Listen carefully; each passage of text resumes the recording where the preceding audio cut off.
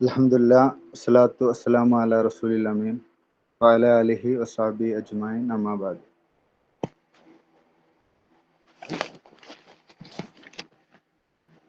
ബഹുമാനപ്പെട്ട ഇന്ന് നമ്മോട് സംവദിക്കുന്ന ഫരീദ ടീച്ചർ, മറ്റു ഇന്നത്തെ നമ്മുടെ പാരൻസ് അസംബ്ലിയിൽ പങ്കെടുത്തുകൊണ്ടിരിക്കുന്ന പ്രിയപ്പെട്ട സുഹൃത്തുക്കളെ, അസ്സലാമു അലൈക്കും വറഹ്മത്തുള്ളാഹി.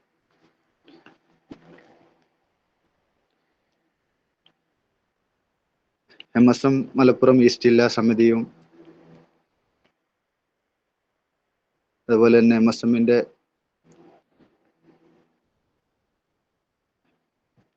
വിദ്യാഭ്യാസ വിഭാഗവും കരിയർ ഗൈഡൻസ് വിഭാഗവുമായ IQ കരിയറും സംയുക്തമായി സംഘടിപ്പിക്കുന്ന പാരൻസ് അസംബ്ലി പ്രോഗ്രാമിലാണ് നമ്മളെല്ലാവരും ഇവിടെ സംബന്ധിച്ചിട്ടുള്ളത്. ഏകദേശം ആളുകളൊക്കെ നമ്മുടെ പ്രോഗ്രാമിൽ എത്തിയിട്ടുണ്ട്. നമ്മൾ നേരെ പ്രോഗ്രാമിലേക്ക് കടക്കുകയാണ്. നമുക്ക് എല്ലാവർക്കും അറിയാവുന്നതുപോലെ നമ്മളെല്ലാവരും നമ്മുടെ കുട്ടികളുടെ ഭാവിയെക്കുറിച്ച് ചെറുപ്പം മുതൽ തന്നെ ആശങ്ക ഉള്ളവരാണ്. മക്കളുടെ കരിയറിൽ കരിയർ തീരുമാനിക്കുന്നതിൽ പ്രധാനപ്പെട്ട പങ്ക് വഹിക്കുന്നത് രക്ഷിതാക്കളാണ് എന്നുള്ള കാര്യത്തിൽ യാതൊരു സംശയവുമില്ല. പലപ്പോഴും നമ്മളൊക്കെ പറഞ്ഞ് കേൾക്കാറുള്ള സംഗതിയാണ്. പഠനത്തിൽ ഞാൻ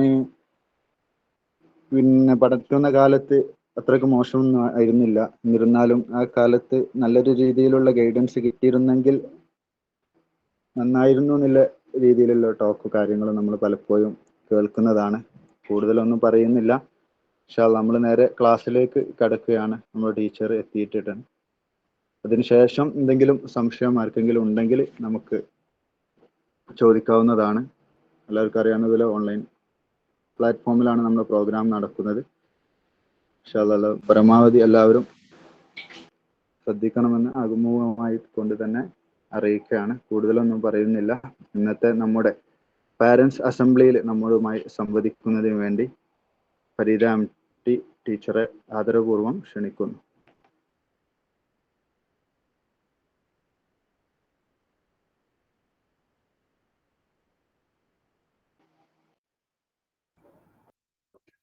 ഹലോ. ടീച്ചറെ കേൾക്കുന്നുണ്ട്. ഏറ്റവും പ്രിയപ്പെട്ട രക്ഷിതാക്കളെ, മലപ്പുറം ജില്ലയിലെ MSMന്റെ ഭാരവാഹികളെ, എല്ലാവർക്കും ദൈവത്തിന്റെ അനുഗ്രഹം ഉണ്ടാവട്ടെ പ്രാർത്ഥിക്കുന്നു.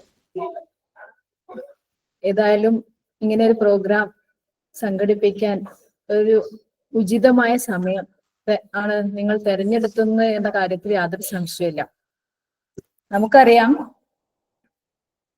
കുട്ടികള് +1, +2 അല്ലെങ്കിൽ 10ാം ക്ലാസ് എല്ലാവരും ബോർഡ് എക്സാമിന്റെ തിരക്കുള്ള സമയമാണ്. അധ്യാപകർക്കും മറ്റ് വിദ്യാഭ്യാസ പ്രവർത്തകർക്കുമെല്ലാം ഈ സമയത്ത് അവരുടേതായുള്ള കോൺട്രിബ്യൂഷൻസ് ഒക്കെ പൂർത്തിയായിട്ടിരിക്കുന്ന സമയമാണ്. അതേസമയം വിദ്യാർത്ഥികൾ വളരെ തിരക്ക് പിടിച്ച സമയമാണ്. രക്ഷിതാക്കളാണെങ്കിൽ വളരെയധികം ആശങ്കാകുലരായിരിക്കുന്ന ഒരു സമയം. അതോടൊപ്പം തന്നെ ഇന്ന് കേരളം ഉണർന്നത്, അല്ലെങ്കിൽ ഇന്നലെ സന്ധ്യ മയങ്ങിയതോടുകൂടി നമ്മൾ അറിഞ്ഞത്, ഒരു യുവാവിന്റെ എന്തർത്ഥത്തിലാണെന്ന് അറിയില്ല അല്ലെ. അപ്പൊ അങ്ങനെയൊക്കെയുള്ള ഒരു വിഷമഘട്ടത്തിൽ കൂടിയാണ് പുതുതലമുറ കടന്നു പോകുന്നത്. അവരേതർത്ഥത്തിലാണ് നമ്മൾ ഗൈഡ് ചെയ്യേണ്ടത്? മാനസികമായും അതല്ലാതെ വിദ്യാഭ്യാസപരമായും ഒക്കെ ഗൈഡ് ചെയ്തിട്ടും സമൂഹം ഏത് നിലയിലാണ് നമ്മളോട് പ്രതികരിക്കുന്നത്, അല്ലെങ്കിൽ പൊതുസമൂഹത്തിൽ ഇടപെടുന്നത്? വിവിധ മാധ്യമങ്ങളുടെ അല്ലെങ്കിൽ മീഡിയകളുടെ അല്ലെങ്കിൽ ഏതെങ്കിലും അർത്ഥത്തിലുള്ള ലഹരിയുടെ, ഗെയിമിന്റെ ഒക്കെ അഡിക്ഷന്റെ ഭാഗമായിട്ടാണോ? അതല്ല വ്യക്തിപരമായിട്ടുള്ള ഏതെങ്കിലും പ്രവർത്തനത്തിന്റെ ഭാഗമായിട്ടാണോ? അല്ലെങ്കിൽ ഏതെങ്കിലും ഒരു വികാരത്തിന്റെ പേരിലാണോ ഇങ്ങനെയുള്ള അനുചിതമായ പ്രവൃത്തികൾ നമ്മുടെ ഭാഗത്തു നിന്നുണ്ടാവുന്നത് എന്ന് വളരെയധികം ആശങ്കപ്പെടുന്ന ഒരു സമയത്തിലൂടെയാണ് നമ്മൾ കടന്നു പോകുന്നത്. സ്വാഭാവികമായിട്ടും ഞാൻ അടക്കമുള്ള രക്ഷിതാക്കള് ഏതർത്ഥത്തിലാണ് ഇനി കുട്ടികളോട് നമ്മൾ സംസാരിക്കേണ്ടത് എന്ന് കൺഫ്യൂസ്ഡ് ആവുന്ന ഒരു സമയമാണ്. പക്ഷെ എങ്കിലും നേരത്തെ സ്വാഗത ഭാഷകൻ സൂചിപ്പിച്ച പോലെ നമ്മൾക്ക് എങ്ങനെയാണ് ഇത് ചെയ്യാതിരിക്കാൻ പറ്റുക അല്ലെ?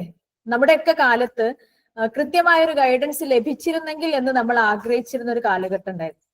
ഇപ്പൊ നമുക്ക് വിരൽത്തുമ്പിൽ എല്ലാം ലഭിക്കുന്നുണ്ട്. പ്രത്യേകിച്ചും നമ്മുടെ കരിയർ ഗൈഡൻസ് ആവട്ടെ, അല്ലെങ്കിൽ നമ്മുടെ ജീവിതത്തിന്റെ ജീവസന്ധാരണ മാർഗങ്ങളാവട്ടെ, ഏത് മേഖലകളെ കുറിച്ച് ചിന്തിക്കുകയാണെങ്കിലും അതെല്ലാം നമുക്ക് വിരൽത്തുമ്പിൽ ലഭിക്കുന്ന ഒരു സമയമാണ്. അതുകൊണ്ട് തന്നെ നമ്മൾക്ക് എപ്പോഴും ഒരുപാട് കാര്യങ്ങൾ ഉണ്ടല്ലോ നമുക്ക് ലഭിക്കാൻ. അപ്പൊ നമുക്ക് ഇനി കുറച്ച് കഴിഞ്ഞിട്ട് ആലോചിക്കാം എന്നാണ് എന്റെയൊക്കെ, ഞാൻ പഠിപ്പിക്കുന്ന കുട്ടികളൊക്കെ തീരുമാനിക്കുന്നത്. പക്ഷെ ഞാൻ അവരോട് പറയാറുണ്ട്, നിങ്ങൾ പരീക്ഷ കഴിഞ്ഞിട്ടല്ല നിങ്ങൾ ചിന്തിക്കേണ്ടത്, പരീക്ഷയ്ക്ക് മുമ്പേ ചിന്തിക്കണം. അതായത് നമ്മൾ 10ാം ക്ലാസ് കഴിഞ്ഞിട്ട് +1 +2 ക്ലാസ്സുകൾ, അല്ലെങ്കിൽ +1 +2 ഏതാണ് കോമ്പിനേഷൻ എന്ന് സെലക്ട് ചെയ്യുന്നത് നമ്മുടെ അടുത്ത ഓപ്ഷൻ എന്താണ് എന്നതിന്റെ അർത്ഥത്തിലായിരിക്കണം നമ്മൾ സെലക്ട് ചെയ്യേണ്ടത്. അതുപോലെ ഏത് മേഖലയിലേക്ക്, അപ്പൊ +2 കഴിഞ്ഞ് പോകുന്ന കുട്ടികളാണെങ്കിൽ നമ്മൾ ഏത് മേഖലയിലേക്കാണ് ഇനി കടന്നു ചെല്ലാൻ പോകുന്നത് അതിന്റെ അർത്ഥത്തിലായിരിക്കണം ഇനിയുള്ള കോഴ്സുകൾ അവർ സെലക്ട് ചെയ്യുന്നത്. അപ്പൊ അത് സെലക്ട് ചെയ്യാൻ എന്താണ് രക്ഷിതാവിന്റെ ബാധ്യത എന്ന് ചോദിച്ചാൽ, നമുക്ക് ഒരുപാട് ബാധ്യതകളുണ്ട്. അതിൽ ഏറ്റവും പ്രധാനപ്പെട്ടത് അല്ലെങ്കിൽ വലിയ റോൾ എന്ന് പറയുന്നത്, നമ്മൾ ആദ്യം അവർക്ക് എല്ലാ അർത്ഥത്തിലുള്ള ഒരു സാമൂഹികവും സാമ്പത്തികവും അല്ലെങ്കിൽ ഇമോഷണൽ ആയിട്ടും എല്ലാ അർത്ഥത്തിലുള്ള പിന്തുണ അവർക്ക് നൽകുക എന്നുള്ളതാണ്. സർ, എന്റെ സ്ക്രീൻ കാണുന്നുണ്ടോ? Hello, okay. അപ്പോ നമ്മൾ ആദ്യം ഇപ്പൊ ഒരു കുട്ടി, ഒരു സാധാരണ ഒരു 10ാം ക്ലാസ് പാസ്സായി വരുന്ന ഒരു കുട്ടി, അല്ലെങ്കിൽ +1 +2 ക്ലാസ്സുകൾ കഴിഞ്ഞ് ഒരു ഡിഗ്രി പഠനത്തിലേക്കോ അല്ലെങ്കിൽ ഒരു പ്രൊഫഷണൽ കോഴ്സിലേക്കോ പ്രിപ്പയർ ചെയ്യുന്ന കുട്ടിക്ക് രക്ഷിതാവ് എന്ന നിലയിൽ നമുക്ക് ആദ്യം ചെയ്യാവുന്ന കാര്യം, നമ്മളിങ്ങനെ ചുമ്മാ മോട്ടിവേറ്റ് ചെയ്ത് വിടാതെ അവരെ അറിഞ്ഞുകൊണ്ട്, അവരെ ഉൾക്കൊണ്ടുകൊണ്ട്, അവരുടെ പരിധികളെയും പരിമിതികളെയും മനസ്സിലാക്കിക്കൊണ്ട് അവർക്ക് വേണ്ട അർത്ഥത്തിലുള്ള ഇമോഷണൽ സപ്പോർട്ട് നൽകുക. അപ്പൊ നമുക്കറിയാം, നമ്മളൊന്നും പഠിച്ച കാലം പോലെയല്ല, വീടുകളിലെ അംഗങ്ങൾ വളരെ കുറവാണ്, കൂട്ടുകുടുംബ വ്യവസ്ഥിതി വളരെ കുറവാണ്, മൈക്രോ ഫാമിലീസ് ആണ് എല്ലായിടത്തും ഉള്ളത്. അപ്പൊ അതുകൊണ്ട് തന്നെ ഇമോഷണലി ഇംബാലൻസ്ഡ് ആവുന്ന കുട്ടികളുടെ ആധിക്യം, അതിന്റെ ബഹിർസ്ഫുരണങ്ങളാണ് നമ്മൾ വിവിധ ദിവസങ്ങളിലായിട്ട്, ഈ അടുത്ത ദിവസങ്ങളിലായിട്ട് കേരളം ഉൾപ്പെടെയുള്ള എല്ലാ സ്ഥലങ്ങളിലും, ഇത് വിദേശ രാജ്യങ്ങളിൽ, ഡെവലപ്ഡ് കൺട്രീസിൽ മാത്രം കണ്ടിരുന്ന ഒരു ഫിനോമിനയാണെങ്കിൽ ഇന്ന് അതല്ല സംഭവിക്കുന്നത്. അപ്പൊ അതുകൊണ്ട് തന്നെ കുട്ടിയെ അറിഞ്ഞുകൊണ്ട്, അവരെ മനസ്സിലാക്കിക്കൊണ്ട്, അവരുടെ കഴിവുകളെയും അവരുടെ ആഗ്രഹങ്ങളെയും മനസ്സിലാക്കിക്കൊണ്ട്, എല്ലാ ആഗ്രഹങ്ങളും അത് യാഥാർത്ഥ്യം ഉൾക്കൊണ്ടുകൊണ്ടാവണമെന്നില്ല. അപ്പൊ അവരുടെ കഴിവിനെ മനസ്സിലാക്കിക്കൊണ്ട് അവരുടെ പഠനത്തിനെ ഇൻസ്പയർ ചെയ്യുന്ന വിധത്തിലുള്ള ഒരു ഗൈഡിങ് ഫാക്ടറായിട്ട് നമുക്ക് മാറാൻ സാധിക്കണം, അല്ലെ? അവരുടെ സ്ട്രെങ്ത്തിനെയും വീക്ക്നെസ്സിനെയും മനസ്സിലാക്കണം. ചില കുട്ടികൾക്ക് കണ്ടിന്യൂസ് ആയിട്ട് ഇരുന്ന് പഠിക്കാനും വായിക്കാനും ചെയ്യാനും ഒക്കെ പറ്റുന്നതുണ്ടാവും. ചില ആൾക്കാർക്ക് അങ്ങനെ ഒരു പ്രൊസീജിയർ താല്പര്യമേ ഉണ്ടാവില്ല. ചില ആൾക്കാർക്ക് മെക്കാനിക്കൽ സ്കില്ലായിരിക്കും, കാര്യങ്ങൾ ചെയ്തു പോവാനും അങ്ങനെയുള്ള മെക്കാനിക്കൽ ആയിട്ടുള്ള കാര്യങ്ങളായിരിക്കും ചില ആൾക്കാർക്ക്. Presentation change ആവുന്നില്ലല്ലോ. ചേഞ്ച് ആയിട്ടില്ല, ഞാൻ ചേഞ്ച് ആയിട്ടില്ല. ഓക്കെ. അതുപോലെ നമ്മൾ അപ്പൊ ഇങ്ങനെയുള്ള മേഖലകളിലുള്ള കരിയർ ഓപ്ഷൻസിനെ കുറിച്ച് നമ്മൾ പറയുമ്പം,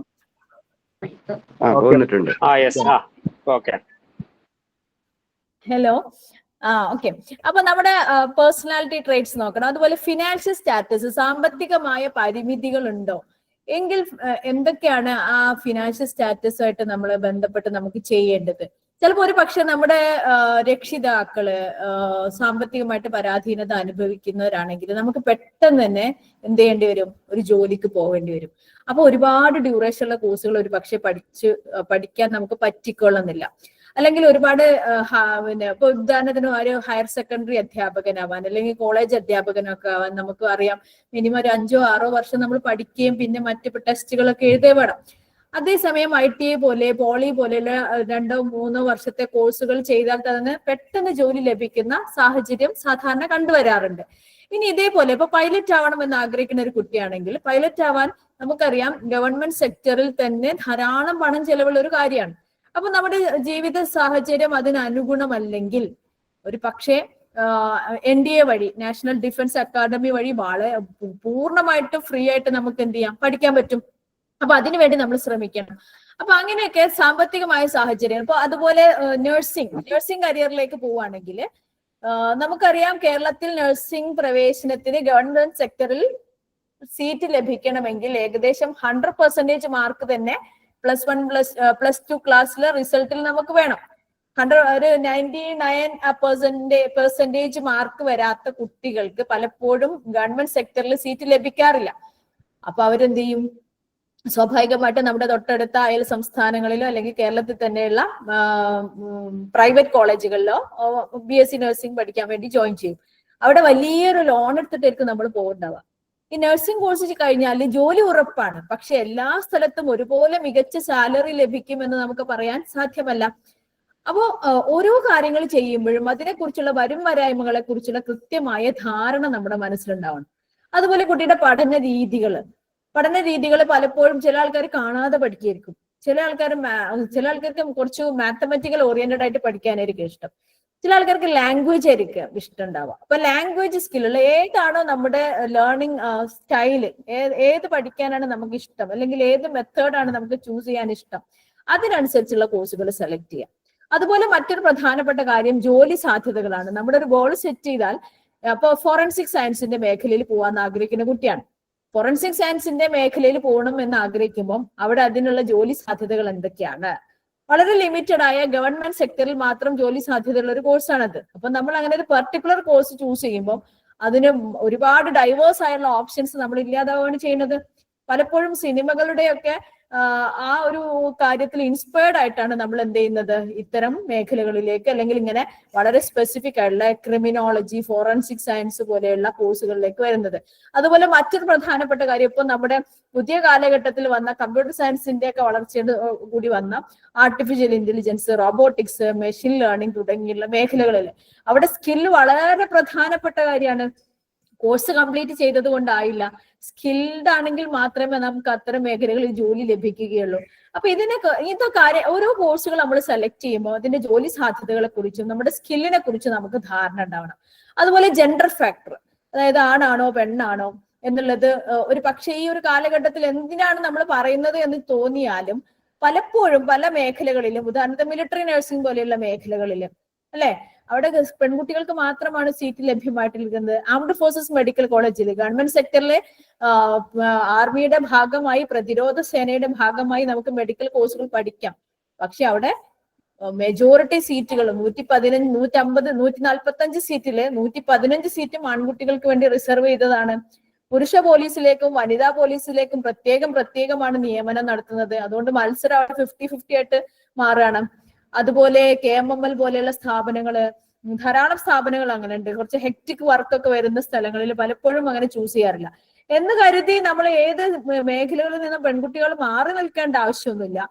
അതുപോലെ നമുക്കറിയാം മഹിളാ സമാഖ്യ സൊസൈറ്റികള്, കുടുംബശ്രീ പോലെയുള്ള മേഖലകള്, അതുപോലെ വനിതാ വികസന കോർപ്പറേഷനുമായിട്ട് ബന്ധപ്പെട്ട മേഖലകളിലൊക്കെ ജോലി സാധ്യതകൾ സ്ത്രീകൾക്ക് മാത്രം റിസർവ് ചെയ്ത് ധാരാളം മേഖലകളുണ്ട്.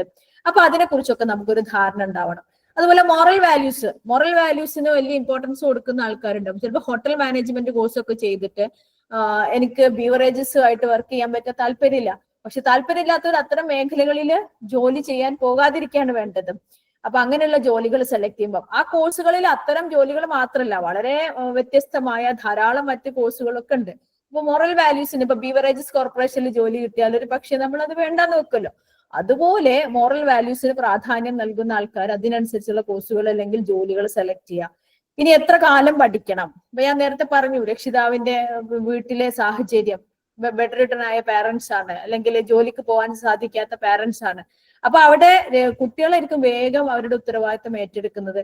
അപ്പൊ അതിനനുസരിച്ച് വളരെ കുറഞ്ഞ ഡ്യൂറേഷനുള്ള അല്ലെങ്കിൽ ഹയർ ഇപ്പൊ ITI കോഴ്സ് കഴിഞ്ഞാൽ നമുക്കൊരു ഡിപ്ലോമ എടുക്കാം അല്ലെ, ലാറ്ററൽ എൻട്രി വഴി BTech എടുക്കാം, ഹയർ സ്റ്റഡീസ് ഓപ്ഷൻ അവിടെ കിടക്കുകയാണ്.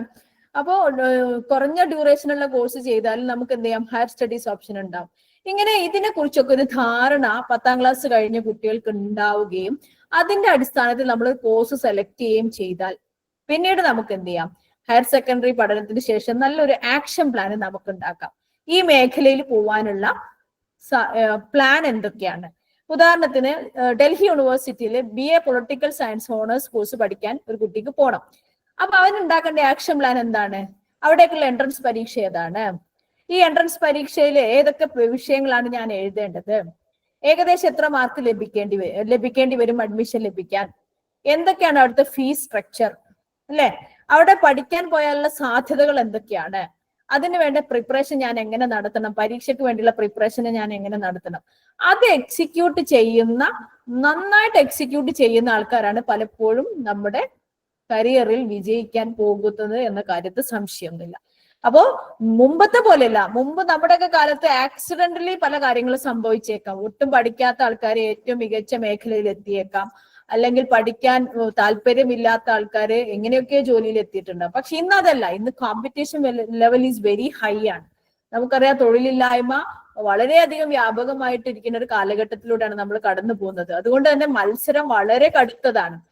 വിവിധ രാജ്യങ്ങളിൽ അവിടെ കുടിയേറ്റ നിയമങ്ങള് വലിയ മാറ്റങ്ങൾ വന്നുകൊണ്ടിരിക്കുകയാണ്. അതുകൊണ്ട് നാട്ടിൽ തന്നെ ജോലി ലഭിക്കുന്ന വിധത്തിൽ നമ്മൾ എക്യുപ്ഡ് ആവുക എന്നുള്ളത് ഏറ്റവും പ്രധാനപ്പെട്ട ഒരു കാര്യമാണ്. ഇനി നമുക്ക് ഓരോ മേഖലകളിലെ തൊഴിലിനെ കുറിച്ച് സംസാരിക്കുകയാണെങ്കിൽ ഇപ്പൊ നമുക്കറിയാം, ഇപ്പൊ ഞാൻ ഒരു സാധാരണ നമ്മൾ ഒരു ജോലി എന്ന് പറയുമ്പോൾ, അല്ലെങ്കിൽ ഒരു കരിയർ അല്ലെങ്കിൽ ഒരു ജോബ്, ഇതിന്റെ ഡിഫറൻസ് ഒക്കെ നമ്മൾ പറയാറുണ്ട്.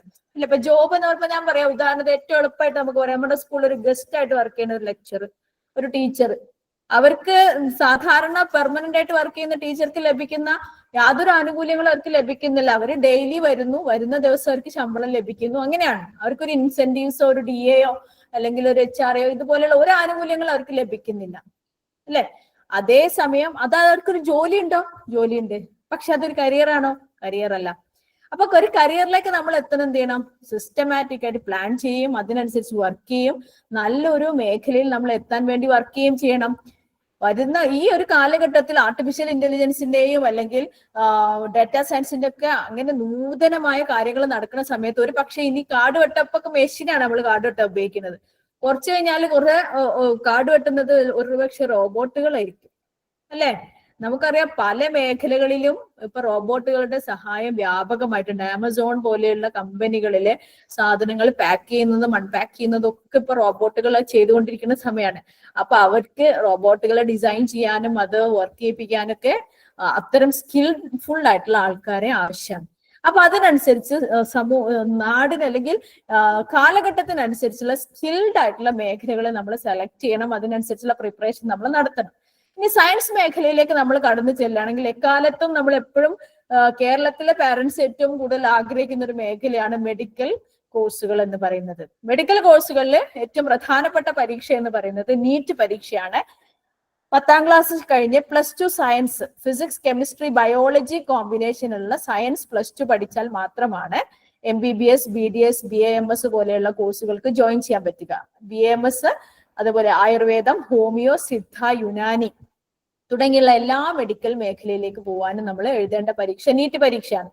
ഇനി കേരളത്തിൽ നീറ്റ് പരീക്ഷ എഴുതിയാലും കേരളത്തിലെ ഗവൺമെന്റ് മെഡിക്കൽ കോളേജിൽ സീറ്റ് ലഭിക്കണമെങ്കിൽ കേരള എൻട്രൻസ് കമ്മീഷണർ നടത്തുന്ന പ്രവേശന പ്രൊസീജിയറായ KEAM, Kerala engineering architecture and medical, KEAM എന്നുള്ള controller of CEE, controller of entrance എക്സാമിനേഷന്റെ കീം അപേക്ഷ നമ്മൾ ചെയ്യണം. എന്നാൽ മാത്രമേ കേരളത്തിലെ ഗവൺമെന്റ് സെക്ടറിലെ സീറ്റിന് നമ്മൾ പരിഗണിക്കുകയുള്ളൂ. ഉദാഹരണത്തിന് നമുക്കറിയാം പ്രധാനമായിട്ടും രണ്ട് ടൈപ്പ് കോട്ട സീറ്റുകളാണ് ഗവൺമെന്റ് സെക്ടറിൽ വരുന്നത്. ഒന്ന് ഓൾ ഇന്ത്യ കോട്ട സീറ്റുകളും ഒന്ന് സ്റ്റേറ്റ് ഗവൺമെന്റ് കോട്ട സീറ്റുകളും. അപ്പൊ ഈ ഒരു കോളേജ് ഉണ്ടെങ്കിൽ അവിടെ 85% സീറ്റുകൾ സ്റ്റേറ്റ് ഗവൺമെന്റ് കോട്ട സീറ്റുകളാണ്. ഈ സ്റ്റേറ്റ് ഗവൺമെന്റ് കോട്ട സീറ്റുകൾ ലഭിക്കണമെങ്കിൽ നീറ്റ് പരീക്ഷ എഴുതുകയും കീമിന് അപേക്ഷിക്കുകയും വേണം. അതേസമയം ഇന്ത്യയിലെ വിവിധ സംസ്ഥാനങ്ങളിലെ മറ്റു കോളേജുകളിൽ പ്രവേശനം ലഭിക്കാൻ നമ്മൾ എന്ത് ചെയ്യണം? നീറ്റ് പരീക്ഷ എഴുതിയാൽ മാത്രം മതി. എന്നിട്ട് അവിടെ മെഡിക്കൽ കൗൺസിലിംഗ് കമ്മിറ്റി അലോട്ട് ചെയ്യുമ്പോൾ, അതായത് മറ്റ് സംസ്ഥാനങ്ങൾ തമിഴ്നാട്, കർണാടക പോലെയുള്ള സംസ്ഥാനങ്ങളിലെ 15% സീറ്റുകളും കേരളത്തിലെ 15% സീറ്റുകളും മറ്റെല്ലാ സംസ്ഥാനങ്ങളിലെ 15% സീറ്റുകളിലും അലോട്ട്മെന്റ് നടത്തുന്നത് പ്യുവർലി നീറ്റ് പരീക്ഷയുടെ അടിസ്ഥാനത്തിൽ സെൻട്രൽ മെഡിക്കൽ കൗൺസിലിംഗ് കമ്മിറ്റി, അതായത് കേന്ദ്ര ഗവൺമെന്റിന്റെ കീഴിലുള്ള മെഡിക്കൽ കൗൺസിലിംഗ് കമ്മിറ്റിയാണ് നടത്തുന്നത്. അപ്പോൾ ഇത്തരം കോഴ്സുകളിൽ MBBS, BDS പോലെയുള്ള കോഴ്സുകൾ പ്രവേശനം നേടാൻ ആഗ്രഹിക്കുന്നവർ നീറ്റ് പരീക്ഷ എഴുതണം, കീമിന് അപേക്ഷിക്കണം. ഇനി അപേക്ഷിക്കുമ്പോൾ രക്ഷിതാക്കൾ ശ്രദ്ധിക്കേണ്ട ഏറ്റവും പ്രധാനപ്പെട്ട കാര്യം എന്നുള്ള, അപേക്ഷിക്കാനൊക്കെ എല്ലാവരും അപേക്ഷിക്കും. പക്ഷെ പ്രശ്നം എന്താ വെച്ചാല്, ഇപ്പൊ ഈ ഓൾ ഇന്ത്യ കോട്ട സീറ്റിൽ നമുക്ക് പ്രവേശനം ലഭിക്കണമെങ്കിൽ പലതരത്തിലുള്ള റിസർവേഷൻ നോംസ് ഇന്ത്യയിലുണ്ട്, അല്ലെങ്കിൽ നമ്മുടെ രാജ്യത്തുണ്ട്, നമുക്കറിയാം അതൊക്കെ. ഈ റിസർവേഷൻ നോംസില് നീറ്റ് പരീക്ഷയുടെ ഓൾ ഇന്ത്യ കോട്ട സീറ്റിലാണ് നമുക്ക് ലഭിക്കേണ്ടതെങ്കിൽ നമ്മൾ OBC സെൻട്രൽ, അതായത് കേരളത്തിലെ ഗവൺമെന്റ് സീറ്റുകളാണ് നമുക്ക് ലഭിക്കേണ്ടത്.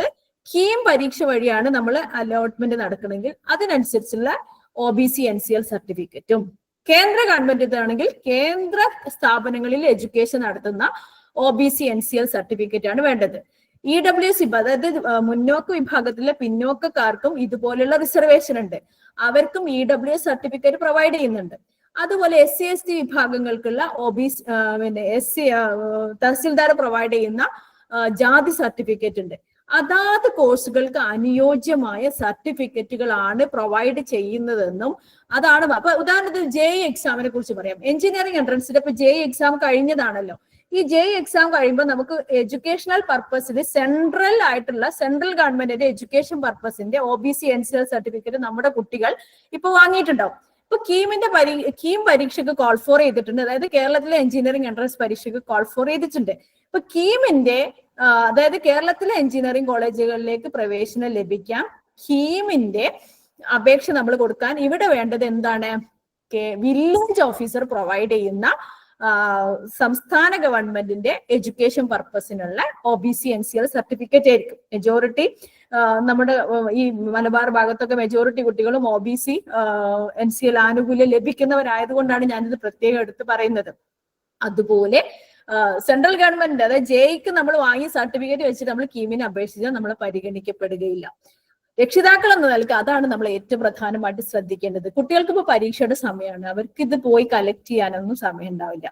അപ്പൊ അതിനെക്കുറിച്ചൊരു ധാരണ ഉണ്ടാവുക. പലപ്പോഴും നമ്മുടെ അപേക്ഷ ഫില്ല് ചെയ്ത് തരുന്ന പല സേവന കേന്ദ്രങ്ങൾ ഉണ്ടാവും. അവർ എന്തെങ്കിലും ഒന്ന് വെച്ചാൽ മതി എന്ന് പറയും. എന്തെങ്കിലും ഒന്ന് വെച്ചാല് നമ്മൾ എന്ത് ചെയ്യില്ല, നമ്മളെ അഡ്മിഷന് വേണ്ടി പരിഗണിക്കപ്പെടുന്നില്ല. ഇനി CUET വിളിക്കും, അടുത്ത് തന്നെ സെൻട്രൽ യൂണിവേഴ്സിറ്റികളിലേക്കുള്ള അഡ്മിഷൻ പ്രൊസീജിയർ ആയ അല്ലെങ്കിൽ അഡ്മിഷൻ എൻട്രൻസ് ആയ CUET പരീക്ഷയ്ക്ക് വിളിക്കും. അവിടെ സെൻട്രൽ പർപ്പസിനുള്ള OBC NCL സർട്ടിഫിക്കറ്റ് ആണ് വേണ്ടത്. EWS ആണെങ്കിലും അങ്ങനെ തന്നെയാണ്. ഓക്കെ, അപ്പൊ ഓരോ കാര്യങ്ങളെ കുറിച്ചും കൃത്യമായ ധാരണ രക്ഷിതാക്കൾ ഉണ്ടാവുക എന്നുള്ളത് പ്രധാനം. ഇനി മെഡിക്കൽ സീറ്റിൽ തന്നെ വേറൊരു കോട്ട ഉള്ളത് ESI കോട്ട ഉണ്ട്. അതായത് ഇൻഷുറൻസ്, മെഡിക്കൽ ഇൻഷുറൻസ്, നമ്മൾ ESIയിലെ മെഡിക്കൽ ഇൻഷുറൻസ് പ്രീമിയം അടക്കുന്ന രക്ഷിതാക്കൾക്ക്, ഉദാഹരണമായിട്ട് പ്രൈവറ്റ് സെക്ടറിൽ വർക്ക് ചെയ്യുന്ന രക്ഷിതാക്കള്, പ്രത്യേകിച്ച് നമ്മുടെ ടെക്സ്റ്റൈൽസുകൾ അല്ലെങ്കിൽ പ്രൈവറ്റ് സ്ഥാപനങ്ങളിലൊക്കെ വർക്ക് ചെയ്യുന്ന ESI പ്രീമിയം അടക്കുന്ന രക്ഷിതാക്കൾക്ക് അവരുടെ മക്കൾക്ക് വേണ്ടി പ്രത്യേക കോട്ട ഉണ്ട്, ESI ഹോസ്പിറ്റലുകൾ. അതും എപ്പോ അപേക്ഷിക്കണം? ഇപ്പോ തന്നെ നമ്മൾ ഈ കോട്ടക്ക് താല്പര്യം ഉണ്ടെങ്കിൽ അത് നമ്മൾ അപേക്ഷിക്കണം. അതൊക്കെ അതിനുള്ള പ്രീമിയം, അതായത് 6 മാസമായിട്ട് പ്രീമിയം അടക്കുന്നുള്ള സർട്ടിഫിക്കറ്റ് നമ്മൾ കയ്യിൽ വെക്കാൻ ശ്രദ്ധിക്കും. ഇനി മെഡിക്കൽ എൻട്രൻസിനെ കുറിച്ച് ഇനി അടുത്ത ചോദ്യോത്തരത്തിൽ നമുക്ക് ഡീറ്റെയിൽ ആയിട്ട് പറയാം. പിന്നെ അതിനകത്ത് മെഡിക്കൽ എൻട്രൻസിനെ കൂടത്ത് ഒന്നുകൂടി പറഞ്ഞോട്ടെ ഞാൻ. ഈ അലൈഡ് കോഴ്സസ് എന്ന് പറയുമ്പം നേരത്തെ ഞാൻ പറഞ്ഞു ആയുർവേദം, ഹോമിയോ, സിദ്ധ പോലെയുള്ള കോഴ്സുകളൊക്കെ പറഞ്ഞു. അതുപോലെ വെറ്റിനറി സയൻസ്, മൃഗസംരക്ഷണ മേഖലയിൽ വർക്ക് ചെയ്യാൻ താല്പര്യമുള്ള ആൾക്ക് നല്ല സാധ്യത തരുന്ന അല്ലെങ്കിൽ നല്ല എക്സ്പോഷർ ഉണ്ടാവുന്ന ഒരു കോഴ്സാണ് veterinary science and animal husbandry. അതുപോലെ അഗ്രികൾച്ചർ സെക്ടറുമായിട്ട് ബന്ധപ്പെട്ട കോഴ്സുകൾ. പ്രത്യേകിച്ചും നമ്മളിവിടെ മനസ്സിലാക്കേണ്ടത്, കേരളത്തിൽ എല്ലാ അഗ്രികൾച്ചർ കോഴ്സുകളിലേക്ക്, കേരളത്തിലെ മെഡിക്കൽ അലൈഡ് കോഴ്സുകളിലേക്ക് നീറ്റ് പരീക്ഷയാണെങ്കിൽ അഗ്രികൾച്ചർ കോഴ്സിലേക്കും നീറ്റ് പരീക്ഷയാണ് കേരളത്തിലെ സീറ്റിന് പരിഗണിക്കുന്നത്.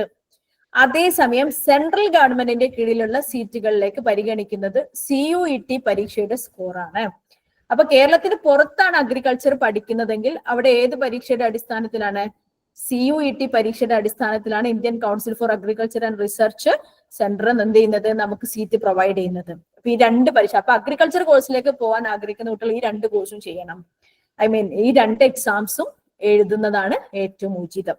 ഇനി ഇതേപോലെ നീറ്റിന്റെ സ്കോർ നമ്മൾ ഫോറസ്ട്രി പോലെ, BSc ഫിഷറീസ് പോലെയുള്ള, അതുപോലെ എൻവയോൺമെന്റൽ സയൻസ് ആൻഡ് എൻവയോൺമെന്റൽ ബയോടെക്നോളജി പോലെയുള്ള, ക്ലൈമറ്റ് ചേഞ്ച് ആൻഡ് എൻവയോൺമെന്റൽ സയൻസ് പോലെയുള്ള വളരെ വ്യത്യസ്തമായ ധാരാളം കോഴ്സുകൾക്ക് കേരളത്തിലെ പ്രവേശനത്തിന് വേണ്ടി പരിഗണിക്കപ്പെടുന്നുണ്ട്. അപ്പൊ ഇതിനൊക്കെ വേണ്ടിയിട്ട് എന്ത് ചെയ്യണം? നീറ്റ് പരീക്ഷ എഴുതണം, കീമിന് അപേക്ഷിക്കണം. ഓക്കെ, അപ്പൊ ഇത്രയാണ് മെഡിക്കൽ മേഖലയിൽ പ്രധാനപ്പെട്ട കാര്യങ്ങൾ എന്ന് പറയാവുന്നത്. ഇനി എഞ്ചിനീയറിംഗ് സെക്ടറിലേക്ക് വരികയാണെങ്കിൽ 2 കാര്യങ്ങളാണ്, അല്ലെങ്കിൽ 2 പ്രധാനപ്പെട്ട പരീക്ഷകളെ കുറിച്ച് നമുക്ക് പറയാം. രണ്ടൊന്നുമല്ല, എഞ്ചിനീയറിംഗിൽ ധാരാളം പരീക്ഷകളുണ്ട്, എന്നാലും ഞാൻ പ്രധാനപ്പെട്ടതെന്ന് പറയാവുന്നത്, ഒന്ന് NIT-കളും IIT-കളിലേക്കൊക്കെ പ്രവേശനം നൽകുന്ന JEE പരീക്ഷയാണ്, ജോയിന്റ് എൻട്രൻസ് എക്സാമിനേഷൻ. ജെഇ പരീക്ഷയിലെ 1ാം ഘട്ടം ജനുവരി മാസത്തിൽ കഴിഞ്ഞു. ജെഇ മെയിൻ പരീക്ഷയാണ്. ജെഇ മെയിൻ പരീക്ഷയുണ്ട്, ജെഇ അഡ്വാൻസ്ഡ് ഉണ്ട്. ഈ ജെഇ മെയിൻ പരീക്ഷയുടെ അടിസ്ഥാനത്തിൽ നമ്മൾ എന്ത് ചെയ്യണം? നമുക്ക് ഒരു മികച്ച സ്കോർ ഉണ്ടെങ്കിൽ NIT-കള്, IIIT-കൾ, അതായത് international institute of information technology അല്ലെങ്കിൽ Indian institute of information technology പോലെയുള്ള സ്ഥാപനങ്ങളിൽ പ്രവേശനം ലഭിക്കും. അതല്ലാതെ NIT-കള്, അതുപോലെ ഗവൺമെന്റ് ഫണ്ടഡ് ടെക്നിക്കൽ ഇൻസ്റ്റിറ്റ്യൂട്ട് പോലെയുള്ള പ്രീമിയർ ആയ ധാരാളം സ്ഥാപനങ്ങളിൽ ജെഇ മെയിന്റെ അടിസ്ഥാനത്തിൽ പ്രവേശനം ലഭിക്കും. ഇനി ജെഇ മെയിൻ പരീക്ഷയിൽ നിശ്ചിത ശതമാനം മാർക്ക് സ്കോർ ചെയ്ത ഏകദേശം ഏറ്റവും മികച്ച ഒരു 2.5 ലക്ഷത്തോളം കുട്ടികൾക്ക് എന്ത് ചെയ്യാം? ജെഇ അഡ്വാൻസ്ഡ് എഴുതാം. അത് പ്രത്യേകം പരീക്ഷയ്ക്ക് വിളിക്കും. അന്നേരം നമ്മൾ അതിന് അപേക്ഷിക്കുക, എക്സാം എഴുതാം. അങ്ങനെ ചെയ്താൽ നമുക്ക് IIT-കളിൽ പ്രവേശനം ലഭിക്കും. ഏറ്റവും മികച്ച ഒരു അക്കാദമിക് എക്സ്പോഷർ ലഭിക്കുന്ന മേഖലയാണ് NIT-കളും IIT-കളും കുട്ടികൾക്ക് വേണ്ടി തുറന്നു നൽകുന്നത്. ഇനി കേരളത്തിലേക്ക് വരികയാണെങ്കിൽ കേരളത്തിലെ എഞ്ചിനീയറിംഗ് എൻട്രൻസ് എന്ന് പറയുന്നത് കീം പരീക്ഷയാണ്. കീം പരീക്ഷയിലെ ഒരു കമ്പ്യൂട്ടർ ബേസ്ഡ് ടെസ്റ്റ് ആണ്. ജെഇ മെയിൻ പോലെ തന്നെ ഒരു കമ്പ്യൂട്ടർ ബേസ്ഡ് ടെസ്റ്റ് ആണ്. പക്ഷെ ജെഇ മെയിനിൽ ഫിസിക്സ്, കെമിസ്ട്രി, മാത്തമാറ്റിക്സ് വിഷയങ്ങൾക്ക് ഒരേപോലെ പ്രാധാന്യമുണ്ടെങ്കിൽ കേരളത്തിലെ എഞ്ചിനീയറിംഗ് എൻട്രൻസിൽ മാത്തമാറ്റിക്സിനാണ് കൂടുതൽ പ്രാധാന്യം, പിന്നെ ഫിസിക്സും മാത്സും. ഇങ്ങനെയാണ് പരീക്ഷയുടെ ഘടന എന്ന് പറയുന്നത്. കേരളത്തിൽ തന്നെ പറയാവുന്ന, പേരെടുത്ത് പറയാവുന്ന ധാരാളം പ്രീമിയർ ആയ എഞ്ചിനീയറിംഗ് കോളേജുകളുണ്ട്. പ്രത്യേകിച്ചും college of engineering Trivandrum, TKM college, government engineering college Thrissur, അതുപോലെ മോഡൽ എഞ്ചിനീയറിംഗ് കോളേജ് തൃക്കാക്കര, പിന്നെ അതുപോലെ ധാരാളം സെൽഫ് ഫൈനാൻസിങ് സ്ഥാപനങ്ങളൊക്കെ നമ്മുടെ നാട്ടിലെ പ്രീമിയർ എന്ന് പറയാവുന്ന ലെവലിൽ വരുന്നുണ്ട്. അതുപോലെ കേരളത്തിലുള്ള ഏറ്റവും പ്രധാനപ്പെട്ട ഒരു സ്ഥാപനമാണ് CUSAT, Cochin university of science and technology. ക്യുസാറ്റിലേക്കും ഇപ്പോൾ കോൾ ഫോർ ചെയ്തിട്ടുണ്ട്. ക്യുസാറ്റ് കാറ്റ് പ്രവേശന പരീക്ഷയുടെ അടിസ്ഥാനത്തിലാണ് അവിടുത്തെ എഞ്ചിനീയറിംഗ് കോഴ്സുകൾക്കും ഇന്റഗ്രേറ്റഡ് MSc കോഴ്സുകൾക്കും പ്രവേശനം. വളരെ വ്യത്യസ്തമായ റെയർ എന്ന് പറയാവുന്ന ധാരാളം കോഴ്സുകൾ, അതേസമയം നല്ല പ്ലേസ്മെന്റ് സാധ്യതയുള്ള കോഴ്സുകൾ പ്രൊവൈഡ് ചെയ്യുന്ന കേരളത്തിലെ ഏക സർവകലാശാലയാണ് ക്യുസാറ്റ് എന്നുള്ളത് നമ്മൾ പ്രത്യേകം ശ്രദ്ധിക്കാം. ഇനി ആർക്കിടെക്ചർ കോഴ്സിലേക്ക്, ഇനി അതുപോലെ തന്നെ നമ്മൾ ശ്രദ്ധിക്കേണ്ട മറ്റൊരു കാര്യം, എഞ്ചിനീയറിംഗ് കോഴ്സിലേക്ക് വരുമ്പോൾ നമുക്കറിയാം പല പ്രൈവറ്റ് യൂണിവേഴ്സിറ്റികളും, ഇപ്പൊ Vellore institute of technology, bits പോലെയുള്ള, ബിറ്റ്സ് പിലാനി പോലെയുള്ള സ്ഥാപനങ്ങളൊക്കെ അവരുടെ സ്വന്തം നിലക്ക് പ്രവേശന പരീക്ഷ നടത്തുകയും അഡ്മിഷൻ നടത്തുകയും ചെയ്യുന്നുണ്ട്. ഇതൊക്കെ വളരെ മികച്ച സ്ഥാപനങ്ങളാണെന്ന കാര്യത്തിൽ ഒരു സംശയമില്ല. ഇനി ആർക്കിടെക്ചർ മേഖലയിൽ നല്ല ഭാവനാശേഷിയും ഡിസൈനിങ് സ്കില്ലൊക്കെ ഉള്ള ആൾക്കാർക്ക് ആർക്കിടെക്ചർ മേഖലയിലേക്ക് പോവാം. ആർക്കിടെക്ചർ മേഖലയിലേക്ക് പോകുന്ന ആൾക്കാർക്കും നമ്മൾ ശ്രദ്ധിക്കേണ്ടത് ജെഇ മെയിന്റെ പേപ്പർ 2 എഴുതിയാൽ NIT-കളിൽ ജെഇ മെയിൻ വഴി നമുക്ക് എന്ത് ചെയ്യാം? ആർക്കിടെക്ചർ കോഴ്സിന്, BArch കോഴ്സിന് അഡ്മിഷൻ ലഭിക്കും. അതേസമയം കേരളത്തിലെ എഞ്ചിനീയറിംഗ് കോളേജുകൾ, ഇപ്പൊ തിരുവനന്തപുരം, അതേപോലെ തൃശ്ശൂർ പോലെയുള്ള കോളേജുകളിൽ ആർക്കിടെക്ചർ കോഴ്സിന് അഡ്മിഷൻ ലഭിക്കാൻ നമുക്ക് നാറ്റ എന്ന് പറഞ്ഞ ഒരു പരീക്ഷയാണ് എഴുതുന്നത്, national aptitude test in architecture. ഈ നാറ്റ പരീക്ഷയുടെ സ്കോറിനോടൊപ്പം +2ന്റെ മാർക്കും കൂടി ആഡ് ചെയ്തിട്ടാണ് റാങ്ക് ലിസ്റ്റ് വരുന്നത്. അതുപോലെ നേരത്തെ ഒരു കാര്യം ഞാൻ വിട്ടുപോയി പറയാൻ, അതായത് കേരളത്തിലെ എഞ്ചിനീയറിംഗ് പ്രവേശന പരീക്ഷയിലെ എൻട്രൻസ് സ്കോർ മാത്രമല്ല +2ന്റെ മാർക്കും കൂടി ചേർത്താണ് റാങ്ക് ലിസ്റ്റ് പ്രസിദ്ധീകരിക്കുന്നത്. ഇപ്പൊ +2ലെ 2ാം വർഷത്തെ ഫിസിക്സ്, കെമിസ്ട്രി, മാത്തമാറ്റിക്സ് വിഷയങ്ങളുടെ മാർക്ക് കേരളത്തിലെ എഞ്ചിനീയറിംഗ് എൻട്രൻസിന്റെ റാങ്ക് നിർണ്ണയത്തിൽ വളരെ വലിയ പങ്ക് വഹിക്കുന്നുണ്ട് എന്നുള്ള കാര്യം നമ്മൾ ശ്രദ്ധിക്കണം. ഇനി ആർക്കിടെക്ചർ കോഴ്സുകൾ IIT-കളിലാണ് നമ്മൾ പഠിക്കാൻ ആഗ്രഹിക്കുന്നെങ്കിൽ ജെഇ മെയിന്റെ പേപ്പർ 1 ക്വാളിഫൈ ചെയ്തിട്ട് അഡ്വാൻസ്ഡ് എഴുതി ആർക്കിടെക്ചർ ആപ്റ്റിറ്റ്യൂഡ് ടെസ്റ്റ് കൂടി എഴുതിയാലേ IIT-കളിൽ നമുക്ക് ആർക്കിടെക്ചർ കോഴ്സ് പഠിക്കാൻ സാധിക്കുകയുള്ളൂ. അപ്പൊ ഇങ്ങനെയാണ് ആർക്കിടെക്ചർ കോഴ്സിന്റെ ഒരു ചിത്രം എന്ന് പറയുന്നത്. ഇനി സയന്റിസ്റ്റ് മേഖലയിലേക്കാണ് കുട്ടികൾ പോകാൻ ആഗ്രഹിക്കുന്നതെങ്കിൽ ഇന്ത്യയിലെ നമ്പർ 1, അതായത് നാഷണൽ ഇൻസ്റ്റിറ്റ്യൂഷൻ റാങ്കിംഗ് ഫ്രെയിംവർക്കിൽ വരുന്ന നമ്പർ 1 സ്ഥാപനമാണ് IISc. IISc-യിലെ 2 വഴിയാണ് നമുക്ക് പ്രവേശനമുള്ളത്. ഒന്ന് ജെഇ അഡ്വാൻസ്ഡ് വഴി, അതായത് IIT-കളിലേക്കുള്ള പ്രവേശനത്തിനുള്ള ജെഇ അഡ്വാൻസ്ഡ് വഴി, അല്ലെങ്കിൽ ഐസറിലേക്ക്, അതായത് Indian institute of science education research എന്ന് പറയുന്ന 7ഓളം സ്ഥാപനങ്ങൾ ഇന്ത്യയിലുണ്ട്. ഈ ഐസറിലേക്കുള്ള ഐസർ ആപ്റ്റിറ്റ്യൂഡ് ടെസ്റ്റ് വഴി നമുക്ക് എന്ത് ചെയ്യാം? IISc-യില് സയന്റിഫിക് റിസർച്ച് മേഖലയിലുള്ള പഠനം സാധ്യമാവും. അവിടെ ഇന്റഗ്രേറ്റഡ് ആയിട്ടാണ് കോഴ്സ് ചെയ്യുന്നത്. അതുപോലെ ഐസറുകളിലേക്കാണെങ്കിൽ ഐസർ ആപ്റ്റിറ്റ്യൂഡ് ടെസ്റ്റ് വഴി മാത്രമാണ് പ്രവേശനം. അതുപോലെ നൈസറുകളുണ്ട്, national institute of science education research. ഇവിടെയും പ്രത്യേകം എൻട്രൻസ് ടെസ്റ്റിന്റെ അടിസ്ഥാനത്തിലാണ് പ്രവേശനം. അവിടെ സ്റ്റൈപ്പൻഡ് 5000 രൂപ മാസം നമുക്ക് സ്റ്റൈപ്പൻഡ് ലഭിക്കും എന്നുള്ള കാര്യം കൂടി നമ്മൾ പ്രത്യേകം ശ്രദ്ധിക്കാം. നെക്സ്റ്റ് പരീക്ഷയുടെ അടിസ്ഥാനത്തിലാണ് ഭുവനേശ്വറിലെ national institute of science education നൈസറിലേക്കും അതേസമയം യൂണിവേഴ്സിറ്റി ഓഫ് മുംബൈയുടെ ഡിപ്പാർട്ട്മെന്റ് ഓഫ് ആറ്റമിക് എനർജി നടത്തുന്ന centre for excellence in basic science ഈ സ്ഥാപനത്തിലേക്കുള്ള പ്രവേശനം നടത്തുന്നത്. ഇനി ഇതേപോലെ Indian association of cultivation of science ഉണ്ട് കൊൽക്കത്തയിൽ, അവിടെയും UPSC എന്ന് പറഞ്ഞൊരു എക്സാമിന്റെ അടിസ്ഥാനത്തിലാണ്.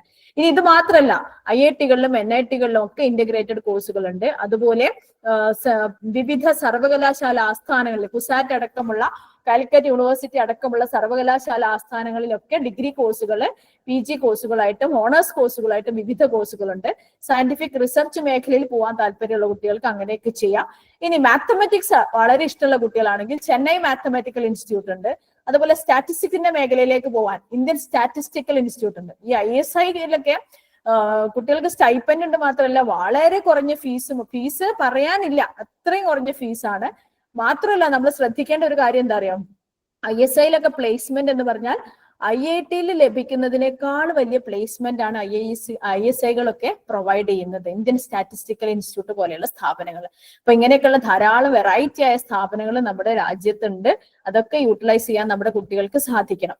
ഇനി പാരാമെഡിക്കൽ കോഴ്സിലേക്ക് വരികയാണെങ്കിൽ ധാരാളം പാരാമെഡിക്കൽ കോഴ്സുകൾ, നഴ്സിംഗ് ഉൾപ്പെടെയുള്ള ലാബ് ടെക്നോളജി, അതേപോലെ audiology and speech language pathology, വൈവിധ്യമാർന്ന ധാരാളം പാരാമെഡിക്കൽ കോഴ്സുകളുണ്ട്. +2 മാർക്കിന്റെ അടിസ്ഥാനത്തിലാണ് നിലവിൽ കേരളത്തിൽ അതിന്റെ പ്രവേശനം സാധ്യമാകുന്നത്. ഇനി ഇതിന് തന്നെ നമ്മൾ ശ്രദ്ധിക്കേണ്ടത് പാരാമെഡിക്കൽ കോഴ്സസിൽ ഫാർമസി, കേരളത്തിൽ ഫാർമസിക്ക് മാത്രം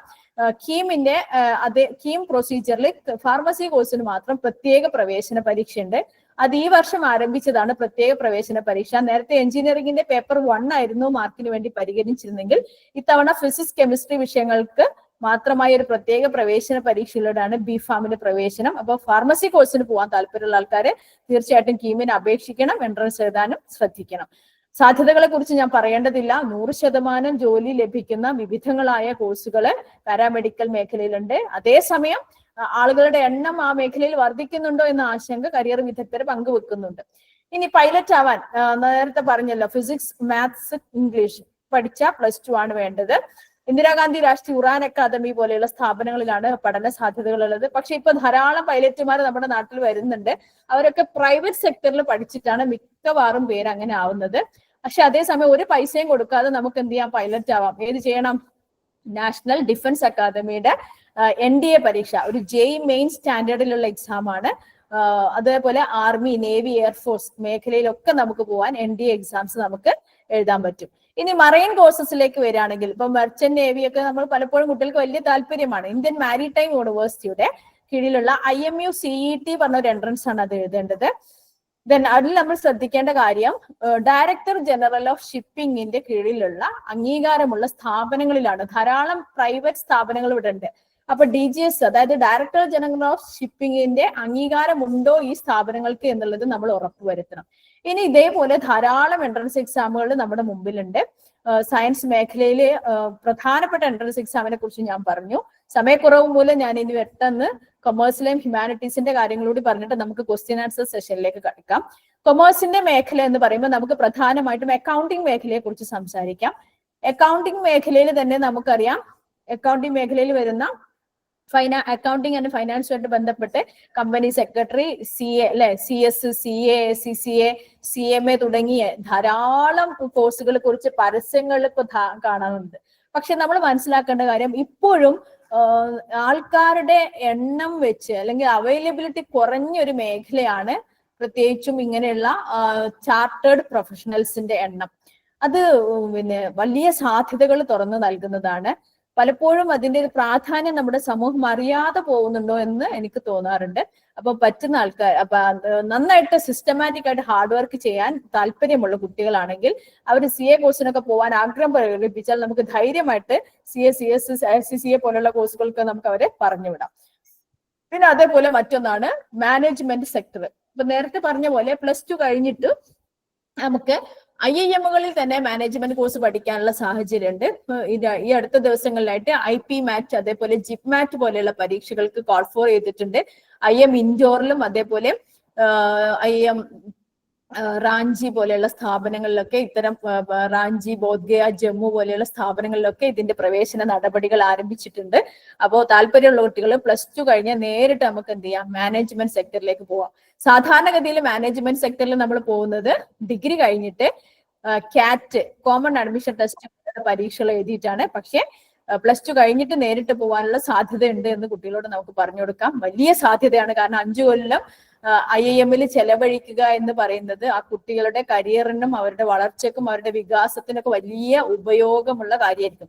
പ്രത്യേകിച്ച് നമ്മൾ എത്തുന്ന സമൂഹം ഏതാണോ, അല്ലെങ്കിൽ ഇപ്പൊ നമ്മൾ നല്ല സ്കൂളാണ്, ചീത്ത സ്കൂളാണ്, അല്ലെ, അല്ലെങ്കിൽ നല്ല കൂട്ടുകാരാണ്, ചീത്ത കൂട്ടുകാരാണ് എന്നൊക്കെ നമ്മൾ പറയാറില്ലേ. അപ്പൊ അതിനൊരു ഇൻഫ്ലുവൻസ് ഉണ്ട്. നമ്മൾ എത്തിപ്പെടുന്ന മേഖലയ്ക്ക് ഒരു ഇൻഫ്ലുവൻസ് ഉണ്ട്. നമ്മൾ പഠിക്കുന്ന സ്ഥാപനത്തിന് ഒരു ഇൻഫ്ലുവൻസ് ഉണ്ട്. അതാണ് IIM-കളും IIT-കളും ഒക്കെ ഇത്രമാത്രം പ്രാധാന്യം നൽകി വരാനുള്ള ഒരു കാരണം. കാരണം അവിടെ ഉണ്ടാവുന്ന അക്കാഡമിക് അറ്റ്മോസ്ഫിയർ മറ്റൊരു സ്ഥാപനത്തിനും അത് പ്രൊവൈഡ് ചെയ്യാൻ സാധിക്കുന്നില്ല എന്നാണ് നമ്മൾ മനസ്സിലാക്കേണ്ടത്. ഇനി ഹ്യൂമാനിറ്റീസ് മേഖലയിലേക്ക് കടന്നു ചെല്ലുകയാണെങ്കിൽ പ്രത്യേകിച്ചും എല്ലാ സബ്ജക്റ്റിനും, ഹ്യൂമാനിറ്റീസിന്റെ മാത്രമല്ല ടീച്ചിങ്ങിന്റെ തന്നെ മേഖലയിലേക്ക് നമ്മൾ നോക്കുകയാണെങ്കിൽ ടീച്ചിങ് ഇപ്പൊ വലിയ മാറ്റങ്ങൾക്ക് വിധേയമായി കൊണ്ടിരിക്കുകയാണ്. പലപ്പോഴും നമ്മൾ പറഞ്ഞു കേൾക്കാറുണ്ട്, നമ്മൾ ഒരുപാട് കാലം പെട്ടെന്ന് ജോലി ലഭിക്കുമെന്ന അർത്ഥത്തിൽ കണ്ടുവന്നിരുന്ന 2 വർഷത്തെ DLED കോഴ്സ് ഒരു പക്ഷേ അപ്രത്യക്ഷമാവുമെന്ന് കേൾക്കുന്നു. നാഷണൽ എഡ്യൂക്കേഷൻ പോളിസിയുടെ ഭാഗമായി വലിയ മാറ്റങ്ങളാണ് ടീച്ചിങ് മേഖലയിൽ വരാൻ പോകുന്നത്. 4 വർഷത്തെ integrated degree with BEd course, NCET, national common entrance test, integrated teacher education programme ഇപ്പൊ കോൾ ഫോർ ചെയ്തിട്ടുണ്ട്. അതായത് നമുക്ക് IIT-കളിലും NIT-കളിലൊക്കെ അതേപോലെ സെൻട്രൽ യൂണിവേഴ്സിറ്റി ഓഫ് കേരള അടക്കമുള്ള സ്ഥാപനങ്ങളിൽ നമുക്ക് എന്ത് ചെയ്യാം, ഇത്തരം കോഴ്സുകൾ ഡിഗ്രിയും BEd ഒന്നിച്ച് പഠിക്കാനുള്ള സാഹചര്യം നിലവിൽ വന്നിട്ടുണ്ട്. അതേപോലെ ധാരാളം മേഖലകൾ, ഇപ്പൊ ഡിഗ്രി കഴിഞ്ഞ് BEd പോവാം, അതുപോലെ MEd-ന് പോകാവുന്ന സാഹചര്യങ്ങൾ, ഇനി ടീച്ചിങ്ങിന് വേണ്ട കേട്ടറ്റ് പോലെയുള്ള പരീക്ഷകൾ, ഇതിനെക്കുറിച്ചൊക്കെ ഒരു ധാരണ നമ്മുടെ കുട്ടികൾക്ക് നമുക്ക് നൽകാം. ഇനി അതേപോലെ ഏത് +2 കഴിഞ്ഞാലും പോകാവുന്ന മറ്റൊരു മേഖലയാണ് ലോ പഠനം എന്ന് പറയുന്നത്, നിയമ പഠനം. പ്രത്യേകിച്ചും നിയമനിർമ്മാണ മേഖലകളില് പലപ്പോഴും എല്ലാ വിഭാഗം ജനങ്ങളുടെയും പ്രാതിനിധ്യം അനിവാര്യമായ ഒരു കാലഘട്ടത്തിലൂടെയാണ് നമ്മൾ കടന്നു പോകുന്നത്. ദേശീയ പ്രാധാന്യമുള്ള സ്ഥാപനങ്ങളിലേക്കുള്ള പ്രവേശനം ക്ലാറ്റ് പരീക്ഷയുടെ അടിസ്ഥാനത്തിലാണ്, കോമൺ ലോ അഡ്മിഷൻ ടെസ്റ്റ്. ഈ വർഷത്തതൊക്കെ, അതായത് ഈ വർഷത്തൊക്കെ ഡിസംബറിൽ തന്നെ അതിന്റെ പരീക്ഷ കഴിഞ്ഞു. അപ്പൊ ക്ലാറ്റ് ലോ മേഖലയിൽ ഏറ്റവും മികച്ചതായി പഠിക്കാൻ ആഗ്രഹിക്കുന്ന ആൾക്കാര് നിങ്ങൾ ശ്രദ്ധിക്കുക. അതൊരു ഒക്ടോബർ മാസത്തിൽ, നവംബർ മാസത്തിൽ കോൾ ഫോർ ചെയ്യും. ഡിസംബറിൽ അതിന്റെ എക്സാമും എല്ലാ പ്രൊസീജിയറും അവിടെ കഴിയാണ്. അതേസമയം കേരളത്തിലെ ലോ കോളേജുകളിലൊക്കെ ആണെങ്കിൽ കേരള ലോ എൻട്രൻസ് എക്സാമിനേഷൻ ആണ് നമ്മൾ എഴുതേണ്ടത്. ഇതേപോലെ ഡൽഹി പോലെയുള്ള യൂണിവേഴ്സിറ്റികളെ, ഡൽഹിയുടെ ഭാഗത്ത് ILET പോലെയുള്ള പരീക്ഷകളുണ്ട്. അപ്പൊ അങ്ങനെ ലോ മേഖലയിൽ വളരെ മികച്ച അവസരങ്ങൾ, ഒരു വക്കീൽ പോലും ക്ലാറ്റ് ഒക്കെ കഴിഞ്ഞ് ക്ലാറ്റ് പരീക്ഷ വഴി അഡ്മിഷൻ ലഭിച്ച ഒരാൾ പോലും ചുമ്മാതിരിക്കാറില്ല. കോർപ്പറേറ്റ് ലോയർ ഒക്കെ ആയിട്ട് വളരെ മികച്ച മേഖലയിൽ ജോലി ചെയ്യുന്ന ആൾക്കാരുണ്ട്. ഹോട്ടൽ മാനേജ്മെന്റിന്റെ മേഖല നമുക്കറിയാം. പ്രത്യേകിച്ചും ഒരു ഹോസ്പിറ്റാലിറ്റി മേഖലയിൽ വലിയ സാധ്യതകളാണ് പുതിയ കാലഘട്ടം നമുക്ക് തുറന്നു നൽകുന്നത്. പ്രത്യേകിച്ചും യാത്രകൾ ഒരുപാട് വർദ്ധിച്ചു വരുന്ന ഒരു കാലഘട്ടം, ട്രാവൽ ആൻഡ് ടൂറിസത്തിന്റെ മേഖലകളെ, കുക്കിങ്ങിന്റെ അല്ലെങ്കിൽ പുതിയ പുതിയ പരീക്ഷണങ്ങൾ ചെയ്യാൻ ആഗ്രഹിക്കുന്ന ആൾക്കാരുണ്ട്. അപ്പൊ ഹോട്ടൽ മാനേജ്മെന്റിന്റെ മേഖലയിൽ അഡ്മിനിസ്ട്രേഷന്റെ ഭാഗമായിട്ടുണ്ടാവും. അതുപോലെ ഗസ്റ്റിനെ ട്രീറ്റ് ചെയ്യുന്ന ഭാഗങ്ങളിൽ കലിനറി ആർട്സ് എന്ന് പറയും, കുക്കിങ്ങുമായിട്ട് ബന്ധപ്പെട്ട മേഖലയിലൊക്കെ വൈവിധ്യമാർന്ന കോഴ്സുകൾ നമുക്ക് ലഭ്യമാണ്. National council for hotel management നടത്തുന്ന NCHM JEE എന്ന് പറഞ്ഞ പരീക്ഷയുടെ അടിസ്ഥാനത്തിലാണ് പ്രവേശനം. ഈ പരീക്ഷയുടെ ഡേറ്റ് ഫെബ്രുവരി 28-ാം തീയതിയാണ്. അതായത് നാളെയാണ് അവസാനത്തെ ഡേറ്റ്. അതൊന്ന് പ്രത്യേകം ശ്രദ്ധിക്കുക. ട്രാവൽ ആൻഡ് ടൂറിസം മേഖലയിലുള്ള കോഴ്സുകൾ, സൈക്കോളജി മേഖലയിലുള്ള കോഴ്സുകൾ, ഇപ്പൊ നല്ല സ്കിൽഡ് ആയിട്ടുള്ള മൾട്ടിമീഡിയ ആനിമേഷൻ പോലെയുള്ള വീഡിയോ എഡിറ്റിംഗ് ഒക്കെ വളരെ മനോഹരമായി ചെയ്യുന്ന കുട്ടികളുണ്ടാവും. അവർക്ക് ആനിമേഷൻ പോലെയുള്ള കോഴ്സുകൾ സെലക്ട് ചെയ്യാം. BCA പോലുള്ള കോഴ്സുകൾ ചെയ്തിട്ട് സ്പെഷ്യലൈസേഷൻ പോലെയുള്ള സർട്ടിഫിക്കറ്റ് കോഴ്സുകളും അത്തരം മേഖലയിൽ ചെയ്യാം. ഫിലിം ആൻഡ് ടെലിവിഷൻ മേഖലയിലുള്ള ഡയറക്ഷൻ പോലെയുള്ള കോഴ്സുകൾ നാഷണൽ ഫിലിം ഇൻസ്റ്റിറ്റ്യൂട്ട് പൂനെ മുതൽ കേരളത്തിലെ KR നാരായണൻ ഇൻസ്റ്റിറ്റ്യൂട്ട്, അതുപോലെ സത്യജിത് റായ് ഇൻസ്റ്റിറ്റ്യൂട്ട് തുടങ്ങിയുള്ള വൈവിധ്യമാർന്ന ഒരുപാട് അവസരങ്ങൾ തുറന്നു തരുന്ന സ്ഥാപനങ്ങളുണ്ട്. ഇനി ലൈബ്രറി സയൻസിന്റെ മേഖലയിലേക്ക് കടന്നു ചെല്ലുകയാണെങ്കിൽ നല്ല മിക്കവാറും പഞ്ചായത്തുകളിലൊക്കെ ലൈബ്രറികളൊക്കെ ആയിട്ട് ബന്ധപ്പെട്ട് കിടക്കുകയാണ്. അപ്പൊ അവിടെയൊക്കെ ലൈബ്രറി സയൻസിന്റെ സാധ്യതകൾ ഉണ്ടാവും. ലാംഗ്വേജ് സ്റ്റഡീസ്, കോവിഡ് കാലത്തിന് ശേഷം ഏറ്റവും നമ്മൾ ശ്രദ്ധിക്കേണ്ട ഒരു കാര്യം ലാംഗ്വേജ് മേഖല, അതായത് ഒരാളോട് കമ്മ്യൂണിക്കേറ്റ് ചെയ്യാൻ പറ്റുക. അപ്പൊ ഇന്നത്തെ ദിവസം ഞാൻ പത്രത്തിൽ വായിച്ചൊരു കാര്യം, വിമൻസ് കമ്മീഷനായിട്ട് ബന്ധപ്പെട്ട് ലാംഗ്വേജ് ട്രാൻസ്ലേറ്റേഴ്സിന്, അതായത് ഇരകളുമായിട്ട് ബന്ധപ്പെട്ട് അവരുടെ ലാംഗ്വേജിൽ കമ്മ്യൂണിക്കേറ്റ് ചെയ്യാൻ പറ്റുന്ന ആസാമി, ബംഗാളി പോലെയുള്ള ഭാഷകളുമായിട്ട് കമ്മ്യൂണിക്കേറ്റ് ചെയ്യാൻ പറ്റുന്ന ആൾക്കാർക്കുള്ള ട്രാൻസ്ലേറ്ററിന്റെ തൊഴിലവസരങ്ങളെ കുറിച്ച്. ഏതെങ്കിലും ഒരു വിദേശ ഭാഷ നമ്മൾ നിർബന്ധമായിട്ട് പഠിച്ചിരിക്കണം. 1-2 ഭാഷകൾ പഠിക്കുന്നതാണ് ഏറ്റവും അനുഗുണം അല്ലെങ്കിൽ അനുയോജ്യം. അതിന് അനുസരിച്ചുള്ള ധാരാളം സ്ഥാപനങ്ങൾ, പ്രത്യേകിച്ച് English and foreign languages university Hyderabad പോലെയുള്ള സ്ഥാപനങ്ങൾ വലിയ അവസരങ്ങളാണ് വിദ്യാർത്ഥികൾക്ക് തുറന്നു നൽകുന്നത്. കണ്ടന്റ് റൈറ്റിംഗിന്റെ, സയന്റിഫിക് റൈറ്റിംഗിന്റെ ഒക്കെ പ്രാധാന്യം വളരെയധികം വർദ്ധിച്ചിട്ടുണ്ട്. പക്ഷെ അതേസമയം പ്രോംപ്റ്റുകളൊക്കെ കൊടുത്താൽ കൃത്യമായിട്ടുള്ള ഇൻഫർമേഷൻ ലഭിക്കുമല്ലോ ChatGPT വഴി എന്നൊക്കെ നമുക്ക് തോന്നും. പക്ഷെ പ്രോംപ്റ്റ് കൊടുക്കാനും വേണ്ടി അറിയാം. അപ്പൊ അങ്ങനെ നന്നായി ഭാഷ കൈകാര്യം ചെയ്യാൻ കഴിയുന്ന ആൾക്കാർക്ക് അത്തരം മേഖലയിൽ നല്ല തൊഴിലവസരങ്ങൾ ലഭ്യമാണ് ഇപ്പോഴും. അതുപോലെ ഡിസൈൻ മേഖലയിൽ പോകാൻ താല്പര്യമുള്ള ആൾക്കാർക്ക് ഡിസൈനുമായിട്ട് ബന്ധപ്പെട്ട NID, national institute of design ഉണ്ട്. IIT-കളിലേക്കാണെങ്കിൽ UCED പരീക്ഷയുണ്ട്.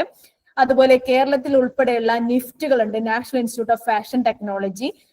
വളരെ വൈവിധ്യങ്ങളായ ധാരാളം കോഴ്സുകൾ പ്രൊവൈഡ് ചെയ്യുന്നു. അതായത് furniture design, polymer design, then communication design തുടങ്ങി ധാരാളം മേഖലയിൽ ഡിസൈൻ, എല്ലാം ഡിസൈനിന്റെ ഒരു കാലമാണല്ലോ.